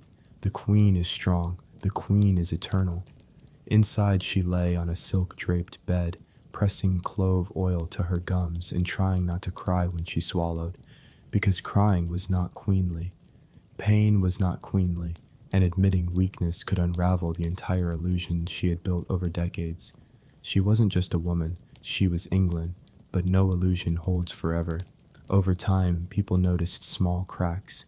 Her voice, once clear and commanding, trembled slightly. Her posture, once upright and proud, slouched more often. Her public appearances grew shorter and her silences longer. Still, no one dared speak the obvious. No one mentioned the swelling in her cheeks or the pallor beneath her powder. It was understood that to acknowledge the queen's suffering was to risk being reminded of everyone's mortality, and that simply wouldn't do. Even as the pain deepened, Elizabeth remained committed to the performance. Her dresses grew heavier, her jewels more extravagant, her wigs taller and more absurd. It was as if she thought that by adding more layers she could hold herself together, that the truth was simpler and sadder. She was tired, not just from age or illness, but from the endless need to pretend. In the quiet of her room, she sometimes held onto the familiar scents that had accompanied her all her life. Lavender crushed between her fingers, sage hung near the fireplace, the bitter edge of poppy syrup coating her tongue. They weren't just comforts, they were constants in a world where everything else was slipping away. Her body, her strength, even the loyalty of her courtiers, who were already whispering about succession. Some say she fought death with pride, others say she simply refused to admit defeat, but perhaps it was neither. Perhaps she just didn't know how to stop being queen. The crown had become her skin, and removing it meant revealing what was underneath. A tired, aching woman who had long since run out of strength, but still showed up, because that's what the role demanded. By the end, even her physicians couldn't do much more than watch. The opiates dulled her senses, but the infection in her mouth never fully went away. Her nights were restless, her dreams fogged with fever and regret. She no longer trusted mirrors. She no longer trusted her own reflection. Instead, she surrounded herself with symbols, paintings, music, candles, and fragrance, anything that reminded her of who she had been. anything that made her feel less like a patient and more like a queen. Looking at it now, it feels both tragic and predictable. Of course, she hid it. Of course, so she denied it. Because in her world, vulnerability wasn't just uncomfortable, it was dangerous. A queen who limped was a queen who could be replaced. A queen who winced in pain was a queen who invited questions. So she smiled through rotting teeth and stood through waves of nausea. And when it became too much, she vanished behind scented curtains and let the legend take over. In the end, her greatest act wasn't in how she led or how she fought. It was in how she managed to be so profoundly human while convincing the world she wasn't. All it took was a little perfume, a little poppy, and a lot of pretending. Of all the things Elizabeth sacrificed for her crown, perhaps the most painful was the right to appear unwell. Her kingdom could bear storms and rebellions, but the sight of a faltering monarch was unthinkable. In her world, sickness was not just an inconvenience. It was a threat to power, a blemish on the illusion she had so carefully constructed. So she refused to show it. Her health declined quietly behind doors that rarely opened, while the woman herself continued to glide through ceremonies, draped in satin, painted in powder, and smiling through the ache. Her image mattered more than her comfort. When her legs grew weak and her spine stiffened, she chose heels instead of slippers. When her jaw throbbed with pain, she chose laughter over silence. And when her pulse fluttered irregularly in her neck, she stood straighter, held her chin higher, and pretended that the world beneath her feet was as steady as ever. She did not limp, she did not lean, and if she stumbled, it was because the floor was uneven, not because her body was betraying her. White gowns became her signature, not because they were practical or flattering, but because they made her look like something beyond human. They shimmered under candlelight, reflected purity, and whispered of invincibility. No one wanted to imagine their queen curled in bed, clutching at her ribs or moaning from a toothache. They wanted a statue, a presence, a myth brought to life, and Elizabeth gave it to them every single day. The court played its part too. They bowed a little lower when she seemed tired. They laughed a little louder when her voice cracked. No one dared speak of the sweat that beaded on her forehead or the trembling in her hands. Those details were quietly ignored, brushed aside like crumbs from the banquet table. It was understood that keeping the illusion alive was a shared responsibility. To serve the crown was to protect its dignity, even when the body beneath it was falling apart. Behind closed doors, however, the work of concealment was exhausting. Her maids were tasked not only with dressing her, but with disguising the physical toll of her age. Corsets were tightened to force a straighter posture. Extra padding was sewn into her gowns to create the illusion of fullness where there was now frailty. Makeup was applied not just to beautify, but to hide. Rouge for the cheeks, chalk for the jawline, and a thin layer of gloss on the lips to mask how dry they had become. Every appearance was a performance. The makeup room was her backstage, the corridors of Whitehall were her stage, and the eyes of England were her audience. Even when she could barely lift her arms to wave, she still waved. Even when her teeth ached so badly she could not chew, she sat at banquets and picked at her food, pretending to enjoy the feast. There was a script to follow, and she knew every line by heart. Sometimes she sat for portraits during these low moments. Artists were instructed to paint her youth, not her truth. They smoothed the wrinkles, brightened the eyes, and erased the veins on her hands.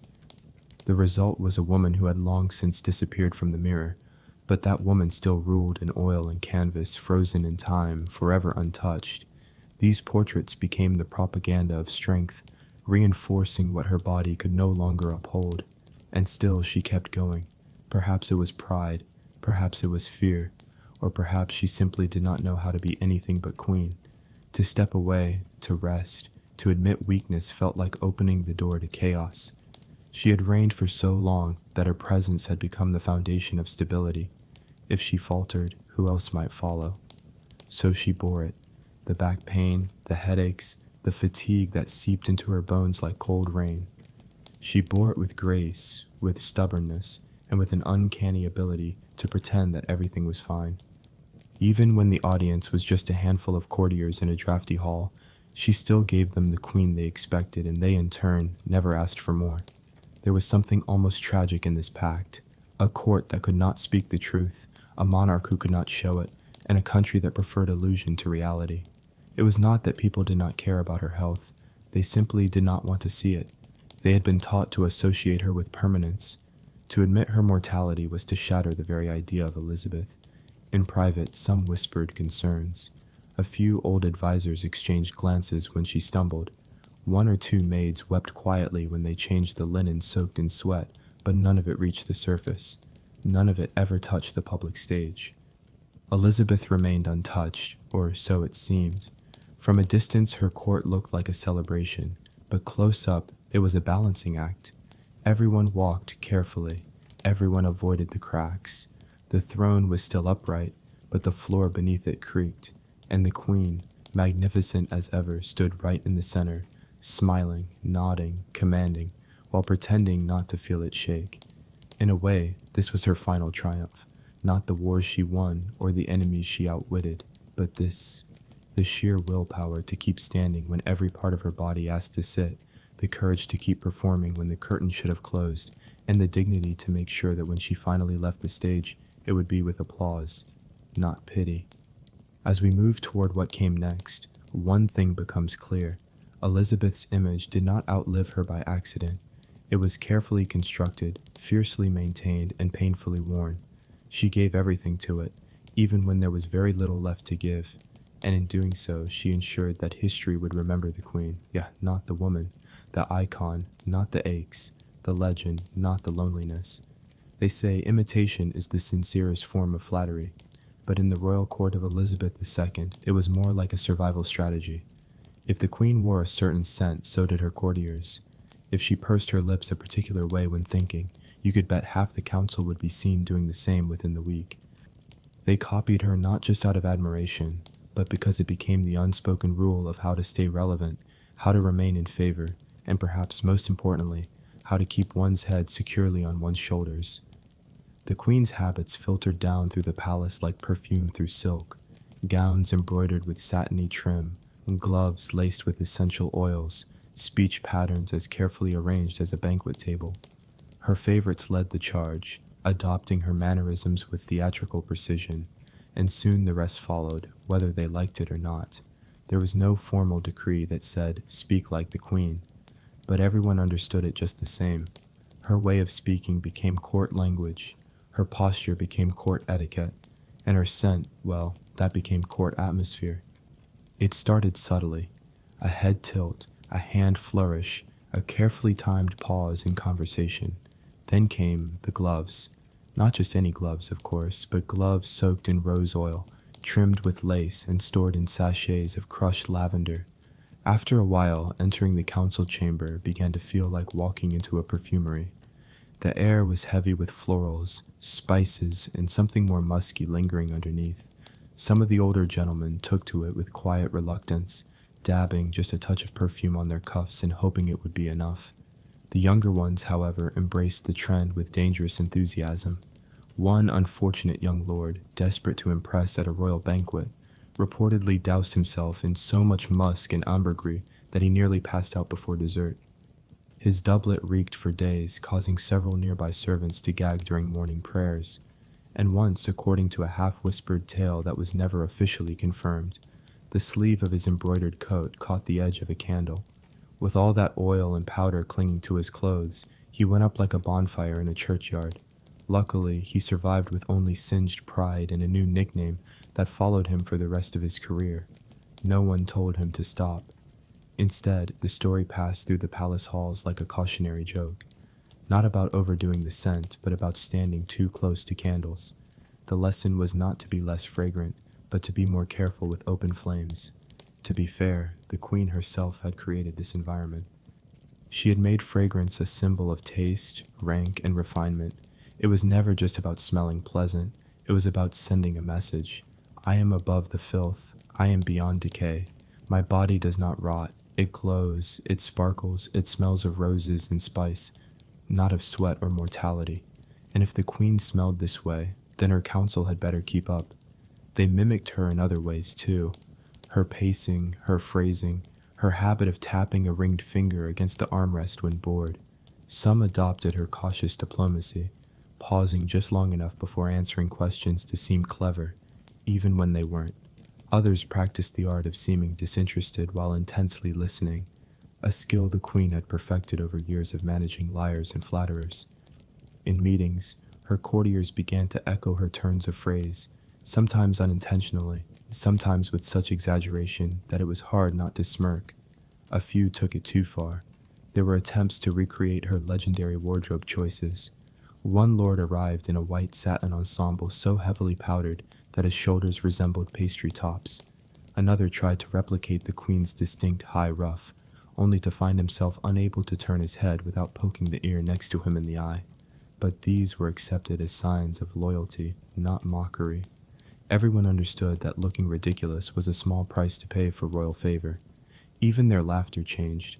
Elizabeth had a particular way of chuckling at courtly wit, a controlled, melodic sound that never shook her shoulders. Soon the council chamber echoed with a chorus of imitations. Deep belly laughs were considered vulgar. Instead, humor was acknowledged with refined chuckles, polite nods, and the occasional raise of a perfumed handkerchief. The effect was surreal. An entire room full of grown men and women subtly pretending to be one woman, their individuality gently set aside, not out of fear exactly, but out of devotion to the strange theater they had built together. To belong, one had to blend in. To stand out, one had to imitate her perfectly. And so the council became a mirror, each reflection slightly warped, but unmistakably modeled after the same image. The palace grew quieter in its absurdity. The louder the scent became, the more controlled the movements, the bolder the outfits, the softer the voices. It was as though they were all performing inside a glass box, pretending not to sweat, not to age, not to think about the rot beneath the floorboards or the aches in their knees. The queen had taught them well. Decay, after all, was not to be acknowledged. It was to be perfumed and ignored. And yet there was something tragically amusing about the whole act. Here was a group of powerful nobles dressed in silks and sprayed with musk, tiptoeing through history in the hopes of staying in character. One wrong scent, one misplaced gesture, and they might find themselves on the outside, not banished perhaps, but quietly forgotten, lost beneath the powder and perfume of someone else's shadow. It worked for a time. The illusion held. The queen remained the sun, and her court spun around her, golden and sweet-smelling and slightly flammable, but behind the scents and the smiles there lingered a quiet truth that no rose oil could mask. They were all afraid of losing status, of aging, of being seen for what they were. Just people, sweaty, flawed, aging people, and that more than anything kept them reaching for the perfume. For all the grandeur of Elizabethan architecture, there was one thing noticeably absent from the queen's long list of priorities: proper sewage. The queen, ever meticulous about her appearance and the scent of her court, somehow managed to look the other way when it came to the royal latrines. Pipes, drains, and underground flow systems were considered the domain of plumbers and peasants, not queens. And Elizabeth, let's be honest, would much rather commission another portrait of herself draped in silk than approve funding for a new drainage system under Whitehall.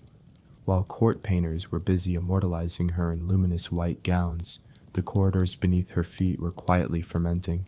A mix of urine, human waste, kitchen runoff, and the occasional dead rat made its sluggish way through a series of outdated channels, many of which had cracked or collapsed altogether. But the queen's attention was firmly fixed above ground. Tapestries, jewelry, royal festivities, these were the things that mattered, not the faint but persistent scent of rot curling up through the floorboards. It wasn't that the issue went unnoticed. Courtiers occasionally commented in the most delicate terms possible on the peculiar smells near certain stairwells or the damp feeling in the hallway by the West Wing. A visiting ambassador once described the palace as sumptuous, though with a certain earthy vigor in the air. But Elizabeth, always more focused on perception than plumbing, treated the problem as one might treat a draft by closing a window and pretending it had vanished. The money was there.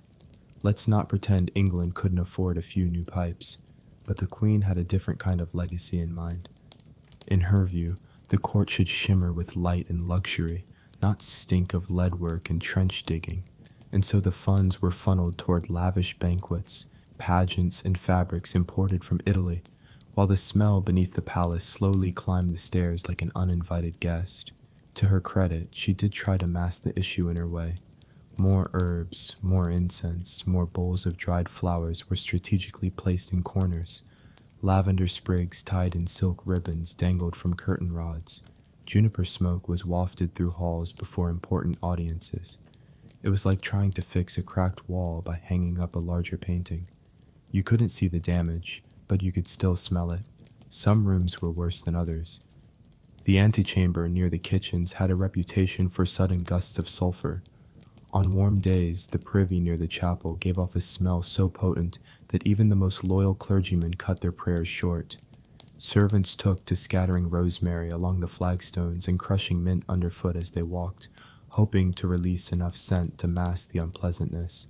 It helped barely, but in the grand scheme of court life, the smell became just another part of the atmosphere, a background note, like candle smoke or damp stone. What's surprising is how few people complained. Perhaps they were too afraid, or perhaps, like many who spend long enough in a bad smell, they simply got used to it. When everything is drenched in perfume and formality, even sewage becomes part of the ceremony. The nobles held their lace handkerchiefs a little closer to their noses. The servants learned which corners to avoid, and the queen, wrapped in her cloud of musk and orange blossom, probably couldn't smell it at all. There was something almost poetic about it, a palace built on gold pageantry and the quiet gurgle of waste. Beneath the gilded ceilings, beneath the satin slippers, the underbelly of the court bubbled with reminders of real life. No matter how high a ruff was starched or how thick the powder, the earth had a way of making itself known, and Elizabeth's refusal to deal with it was both completely understandable and deeply revealing. After all, it was never just about comfort, it was about the image. Fixing the sewers wouldn't earn her praise. No foreign envoy would write home about the new drainage system, but a glowing portrait with 36 hand-stitched pearls on the collar that they would remember, that would echo through history. And so the queen chose beauty over utility, perfume over sanitation. It wasn't unusual for her time, it was rather expected. Hygiene was a vague, suspicious concept, while extravagance was a clear statement of power. A clean-smelling monarch was considered elegant. A monarch who cleaned things was unbecoming. And yet, the irony remained. In trying to escape the filth of ordinary life, Elizabeth built her court atop a steadily growing problem, one that couldn't be painted over or perfumed into submission forever.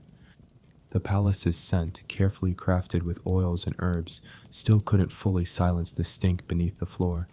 But no one dared mention it too loudly because the queen didn't want to hear about drains. She wanted to hear poetry.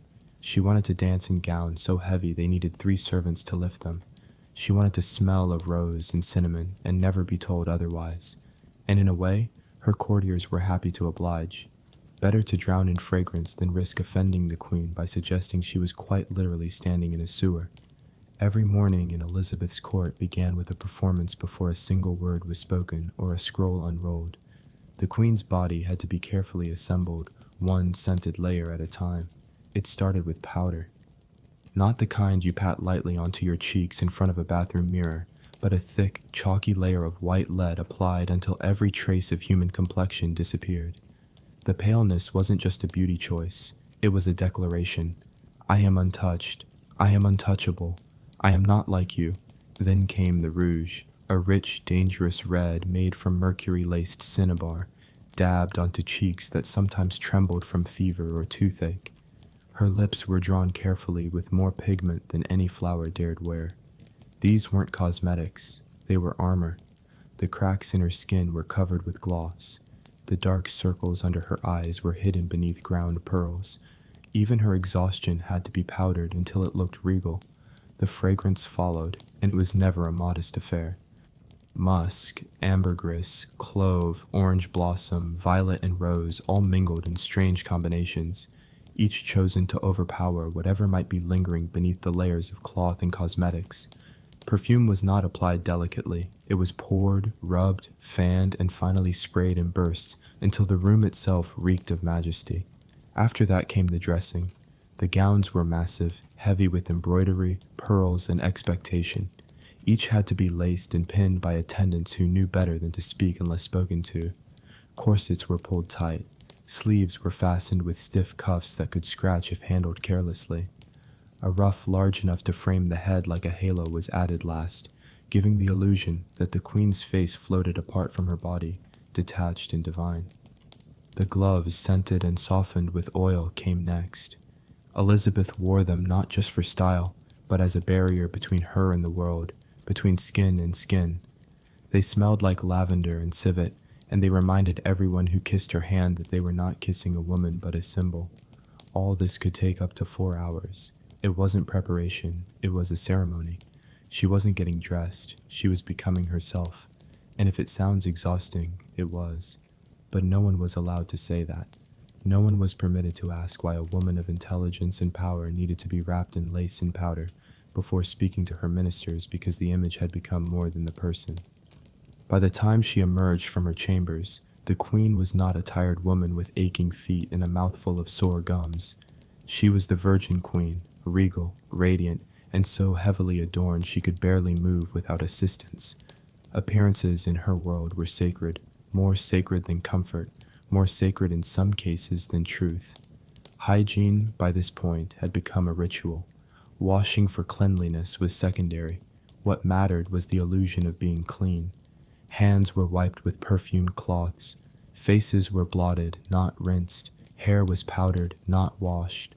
To bathe in water was a medical risk, but to be seen looking dull, oily, or heaven forbid, sweaty was a far worse danger. And so the court accepted the logic of the age. Smell nice, and no one will question how long it's been since you last touched soap. The queen's rituals became the model. Other women, eager to mirror her power, adopted the same routines. They painted their faces until their skin peeled. They perfumed their underarms and behind their ears until the scent clung to the curtains. They wore dresses so stiff and wide they couldn't fit through doors without turning sideways. And they smiled through it all because that was the job. Not to be comfortable, not even to be clean, but to be beautiful always. It would be easy to laugh at it now, to mock the absurdity of a woman needing 5 servants to help her into a corset that would later bruise her ribs. But something about the ritual feels hauntingly familiar. Swap the roughs and rouge for filters and foundation, and the difference becomes thinner than we'd like to admit. The tools have changed, the pressure hasn't, and perhaps that's the most uncomfortable truth. Elizabeth's mornings weren't just about hygiene, they were about control. In a world that sought to reduce her to a marriage prospect or a royal puppet, she chose to become a spectacle. Instead, her look wasn't just vanity, it was power. It was a message repeated daily. I may be a woman, but I am your queen. Worship accordingly. So every morning she stood still while her face was reconstructed. Every morning she endured the weight of velvet and velveted deception. And every morning the scent of her arrival drifted through the halls before her first words did. Her presence began with perfume. Her reign was wrapped in fabric and finished with powder. It was a masterpiece of illusion. And yet beneath it all, there was still a body, still breath, still sweat, still human limits. But those were hidden behind layers, whispered about in private and denied in public. Cleanliness wasn't about soap and water, it was about performance. Sanitation wasn't a matter of health, it was theater, every day. Elizabeth stepped into the spotlight, powdered to perfection, and pretended she was made of marble. And everyone around her clapped. By the time the powdered veil was set and the ruffled collar pressed flat, Elizabeth's body had long stopped being her own. It belonged to England now, not as a woman, not even as a queen in the personal sense, but as an emblem, a monument, a symbol made flesh, dressed in silver braid and lacquered in rose water. There was no room left for imperfection, no space for a body to sweat, ache, or age. She had become the embodiment of chastity, of control, of divinity woven into female form. But being that symbol came with a cost, and not just the morning hours spent transforming herself into an icon. Her skin no longer had the right to break out. Her breath wasn't allowed to smell of illness. Her stomach wasn't permitted to grumble at the wrong time. Cleanliness, or the suggestion of it, became not only a matter of decorum, but of national stability. Because if the Virgin Queen was seen as dirty, as human, the illusion would start to crumble. A stain on her gown could ripple through court gossip like wildfire. A yellow tooth or damp armpit might not sound like treason, but when your power is built on image, even the smallest blemish can feel like a threat. Dirt, in this context, wasn't just physical, it was symbolic. and symbols weren't supposed to have flaws, so she played her role with dedication. Perfume wasn't just a preference, it was insurance. The layers of lavender, ambergris, and crushed herbs weren't for delight. They were there to hide the danger, to smother any human scent that might betray the fact that beneath the crown sat a body like any other. A body that was tired, a body that ached, a body that could, God forbid, smell. Other women at court took the hint. The expectation wasn't simply to look your best, it was never to appear real. Courtly women stuffed their dresses with sachets and scented wool. They painted over blemishes with lead and wiped their hands with vinegar instead of water. They had learned that being clean was not the same as being seen as clean, and being seen as clean was everything. It's hard to overstate how fragile the balance was. Elizabeth's reign balanced between the reverence of her people and their suspicion of her independence. She had no husband, she had no children, she had only her image and the power it allowed her to hold. A queen who ruled alone needed more than a scepter. She needed myth, and myths cannot sweat. So she polished every surface. Her public addresses were careful performances. Her portraits showed an unchanging mask of youth. Even as her joints stiffened and her teeth fell out, her image remained spotless. The same snow-white face, the same crimson cheeks, the same perfume cloud walking one step ahead of her. She preserved the story because the story preserved her throne. The tragedy, of course, is how familiar it all still feels.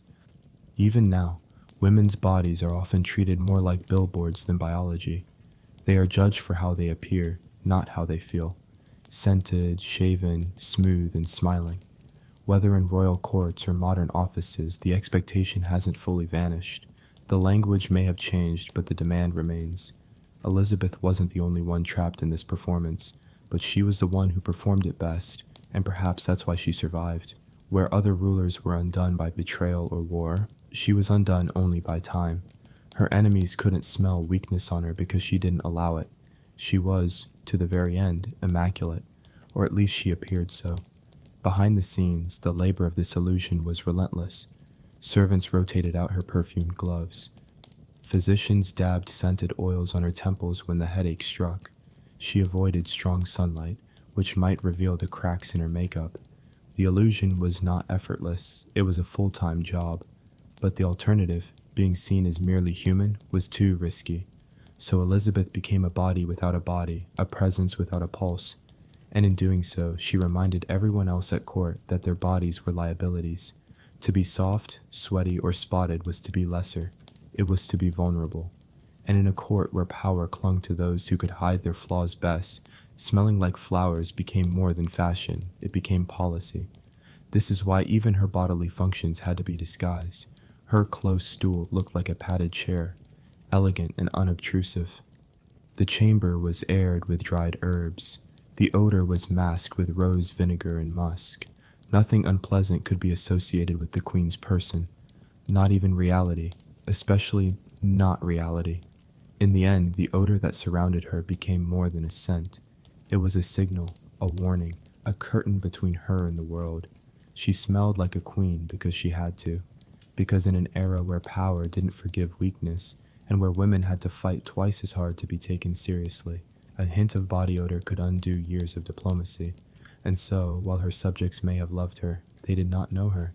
They knew the image, the ritual, the layers, the legend, the smell of her glove, but not the woman who wore it. Her body had become a battleground of expectations, and somewhere under the lace, beneath the powdered skin, behind the ambergris and rose petals, a real person sat quietly, trapped in silk and story. Elizabeth's hygiene routine wasn't about feeling good, it was about staying untouchable. And as long as the myth smelled sweet, the kingdom stayed intact. Compared to the rest of Tudor England, Elizabeth was practically a saint of cleanliness. While her courtiers layered musk over mildew and the streets of London flowed with waste and rot, the Queen had her version of hygiene. It may not have involved soap and a tub, but it was, for the time, a kind of revolution in rose water and vinegar. She was meticulous with her linens. Undergarments were changed regularly, a small luxury that only the wealthy could afford. Her handkerchiefs were perfumed and embroidered. She wiped her face and hands with a cloth soaked in rose water or herbal vinegar. not to remove dirt necessarily, but to refresh the skin and, more importantly, to leave a fragrant barrier between herself and the world. The court, of course, considered this refined. No one expected the queen to scrub herself with hot water or scrub her feet in a wooden basin. That was for peasants. Instead, she relied on scented gloves. Gloves she changed often, each pair steeped in lavender or cloves. Her face never bore the oil or grime of the day because it was constantly covered in layers of chalky white and pearl dust. The powder kept her dry, the powder kept her regal, the powder also clogged every pore. Bathing in water, at least with full immersion, was considered dangerous. Doctors warned that warm water opened the pores, allowing disease to slip inside the body.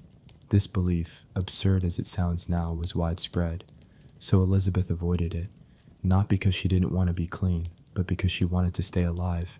She did, however, occasionally take what were known as sweating baths, steam-based treatments with herbs and towels, intended more to purge illness than remove grime. Think of it as a royal sauna without the rinse. Her preference for vinegar was practical and fragrant. Vinegar infused with rose petals or thyme was used for everything, wiping her face, rinsing her hands, cleaning her close stool, even dabbing her temples during headaches. The smell cut through whatever the court might be exhaling, and its sharpness gave an illusion of purity. She smelled like vinegar and roses. It was oddly appropriate. And yes, by Elizabeth's standards, this was clean, especially when you consider what most people were doing, or rather, not doing. Down in the countryside, peasants shared beds with livestock for warmth.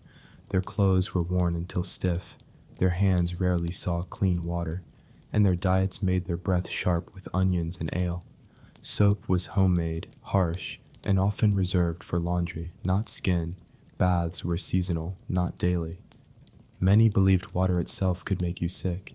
In that context, the queen's perfumed gloves and rose-scented vinegar made her a model of royal hygiene. Still, let's not get carried away. Clean was relative. Elizabeth's wigs were never washed. Her corsets went unlaced. Her heavy gowns were brushed, not rinsed, and the white paint on her face was made from lead, which slowly poisoned her over the decades. But the important thing wasn't actual sanitation. It was the performance of it, the illusion. In a world where most people reeked of dirt, sweat, and death, she managed to smell like a bottle of diluted heaven.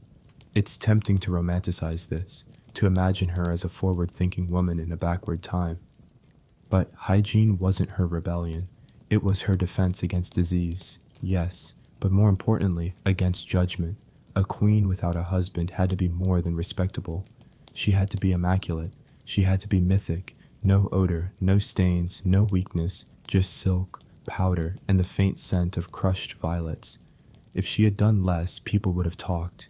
If she had smelled like the streets outside or her mortality, they would have whispered. Instead, they inhaled musk and civet and declared her divine. She made her body into an altar and her scent into a sermon.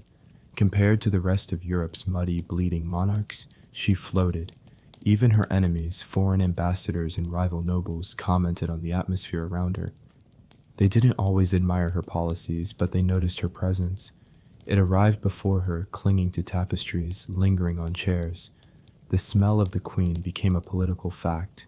If England was to be respected, Elizabeth had to remain untouchable. And untouchable, women do not stink. It's a bit funny in a dark way. The woman who spent her life refusing to marry was nonetheless forced to maintain herself like a bride on permanent display. Every morning she prepared her body for inspection. Every evening she removed the layers of self-preservation, and in between, she ruled an empire while smelling like a bouquet that had been dipped in vinegar and prayer. So yes, Elizabeth was clean. Clean enough to stand out, clean enough to be remembered, clean enough to survive in a world that didn't expect women, especially women in power, to be clean at all. But don't confuse that for comfort. Don't mistake the scent of lavender for rest. Hers was a cleanliness born of pressure, a cleanliness built on fear, a cleanliness that left no space for sweat, nor breath, nor mistakes. And that perhaps is what makes her so fascinating. She managed to stay clean in the dirtiest of times, not because she loved cleanliness, but because she needed to. The crown didn't just sit on her head, it weighed on every inch of her body. And so she bathed in perfumes, powdered her bones, and emerged each day not as a woman, but as a miracle in silk. Tomorrow, like every day before, she would wake and begin the ritual again, because miracles, even scented ones, require maintenance. Centuries have passed since Elizabeth last powdered her face or dabbed rose water behind her ears, yet her hygiene, or lack of it, refuses to be buried with her. These days, she lives on not just in textbooks or marble statues, but in TikToks, podcasts, and late-night comedy shows. Her bathing habits have been dissected with a mix of morbid curiosity and awkward laughter, as if the collective modern world cannot quite believe that someone so powerful could also be so pungent.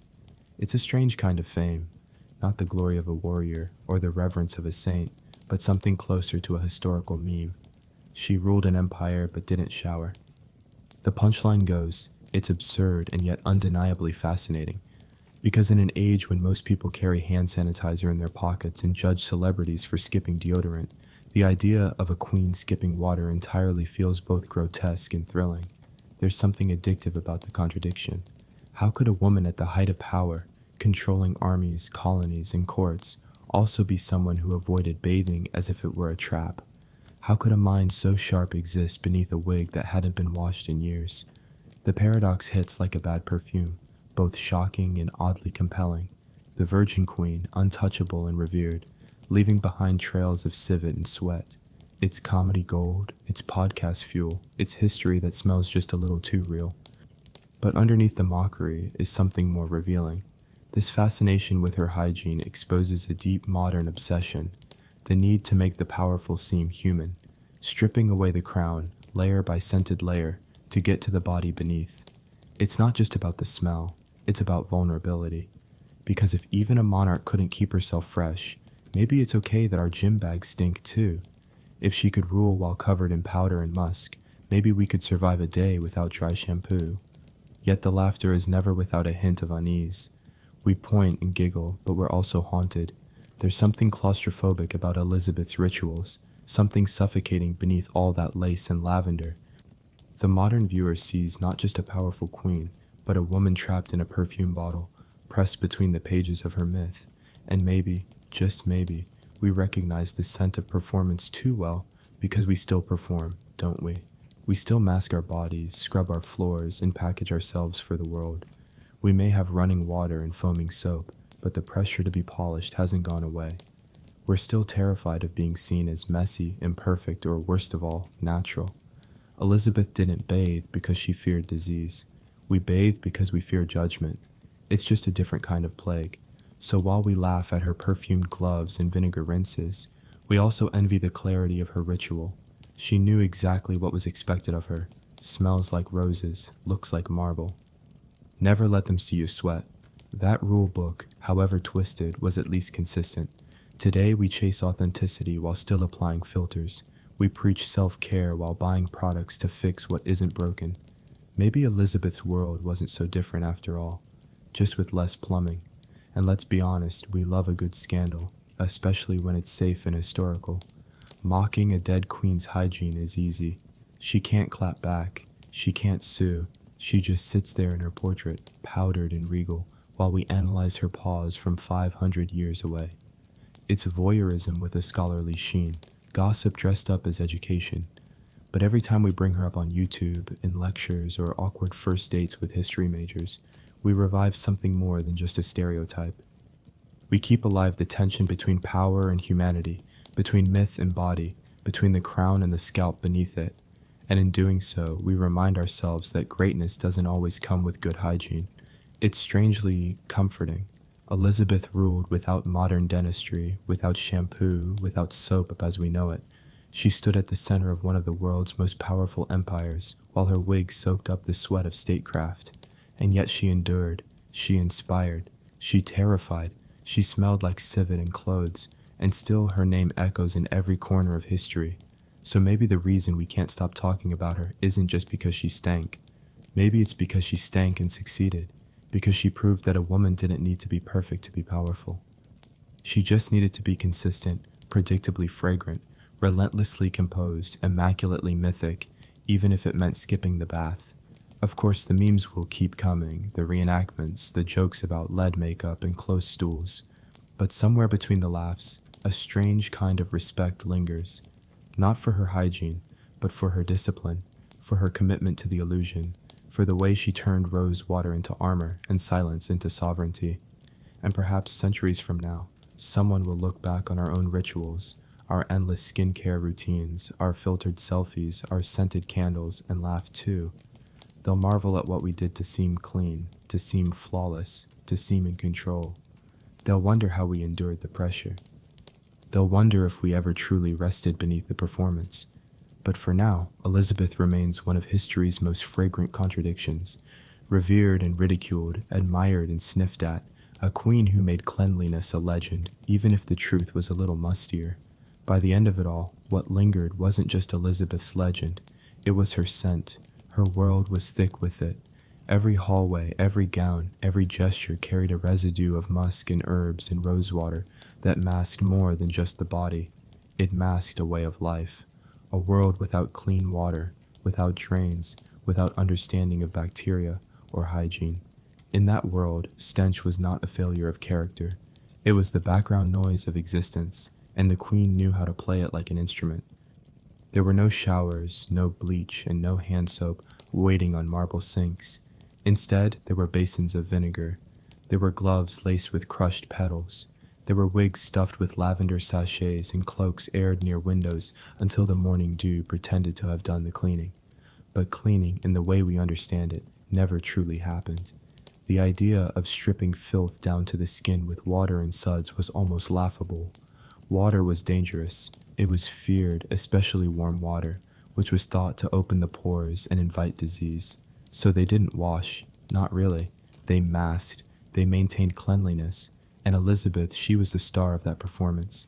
She layered fragrance the way modern royalty layers PR statements, a hint of cloves on the gloves, a touch of rose behind the ears, something sharper, more musky beneath the layers of fabric that never met a washboard.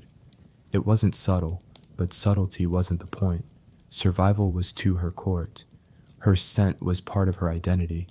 It trailed behind her, like a royal procession. People spoke of it with admiration, though none would admit they were grateful it masked the truth being that under the velvet and pearls and powdered cheeks, the queen was a person, a human being, sweating and aching like the rest of them, and sometimes smelling like it. But she understood the assignment. Queens weren't supposed to be human. They were supposed to be ideas, and ideas, conveniently, don't sweat. Of course, Elizabeth didn't invent this system. She inherited it. What she did was perfect it. She took the olfactory expectations of her time and elevated them to an art form. Every scented glove, every perfumed kerchief, every herb-stuffed bodice became part of her daily armor. And the stench of the palace, that sour cocktail of trampled rushes, candle grease, and bodily odor, that was the enemy she battled without lifting a sword. She couldn't control the sewage systems, or lack thereof. She couldn't root the river of waste that occasionally meandered too close to royal quarters, but she could control how her body was perceived. She could build a wall of scent so thick it felt impenetrable. Not from illness, of course. That came anyway, but from scrutiny, from the fear that if anyone got too close, they'd see her as just a woman, not a queen, and certainly not a virgin one. The absurd part, it worked for decades. Ministers, ambassadors, poets, lovers, everyone walked away believing the fantasy, or at least respecting it enough to keep their mouths shut. They marveled at her image, her youthfulness, her energy. Even as her teeth darkened and her bones ached, the odor of decay was real. But so was the commitment to illusion. She painted over pain. She pondered over mortality. And history somehow thanked her for it. If it all sounds theatrical, that's because it was. The palace was a stage. Elizabeth was the lead, and every day was an act of erasure, not of personality, but of vulnerability. She hid the blemishes, the fatigue, the rot beneath layers of powder and perfume. And everyone played along, not because they were fooled, but because they needed the fantasy as much as she did. A fragile court propped up by the idea that the queen could never smell bad, could never fall ill, could never die. Today we look back with a mixture of horror and fascination. We dissect her cosmetics, analyze her dental woes, and shake our heads at the lack of plumbing. But there's a part of us that also envies her.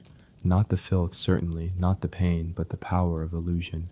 the ability to curate an identity so potent it could outlive the person. She built herself not just into a monarch, but into a symbol, one that could outlast the stench of the age she lived in. Because that age was, by modern standards, absolutely filthy. Streets were cesspools. Food went off quickly. Rats were as common as chairs. The air was heavy with soot and the rivers were more sewage than stream. Everyone stank. Everyone knew. No one could do much about it. And so they did what humans do best. They adjusted. They layered meaning onto their smells. A woman who smelled of rosemary was refined. A man who stank of leather and sweat was rugged. A monarch who smelled like incense and citrus divine. That perhaps is the key to understanding Elizabeth's legacy. She didn't deny the stink. She transcended it. She turned it into a metaphor. And in doing so, she left behind not just a throne, but a blueprint for how to rule in an unclean world. Not by washing, but by enchanting. Not by scrubbing, but by distracting. Even her death didn't entirely dispel the perfume. The legend held, and centuries later, we still picture her powdered and pristine, framed by candlelight, untouched by grime. Never mind the real body beneath. That part was edited out on purpose because the truth would have smelled a little too real. So when we remember her now, let's not sanitize the past. Let's remember the perfumes and the plague, the incense and the infection. Let's remember that power has always depended on presentation, and sometimes all it takes to rule the room is smelling slightly better than everyone else. Now rest. Let the scent of history settle. You've walked through powdered halls and fragrant deception long enough for one night. It's time to close your eyes and drift far, far from the court of rose-scented masks. The Queen sleeps now, and so should you. Good night, traveler. May your dreams be clean, even if history was not.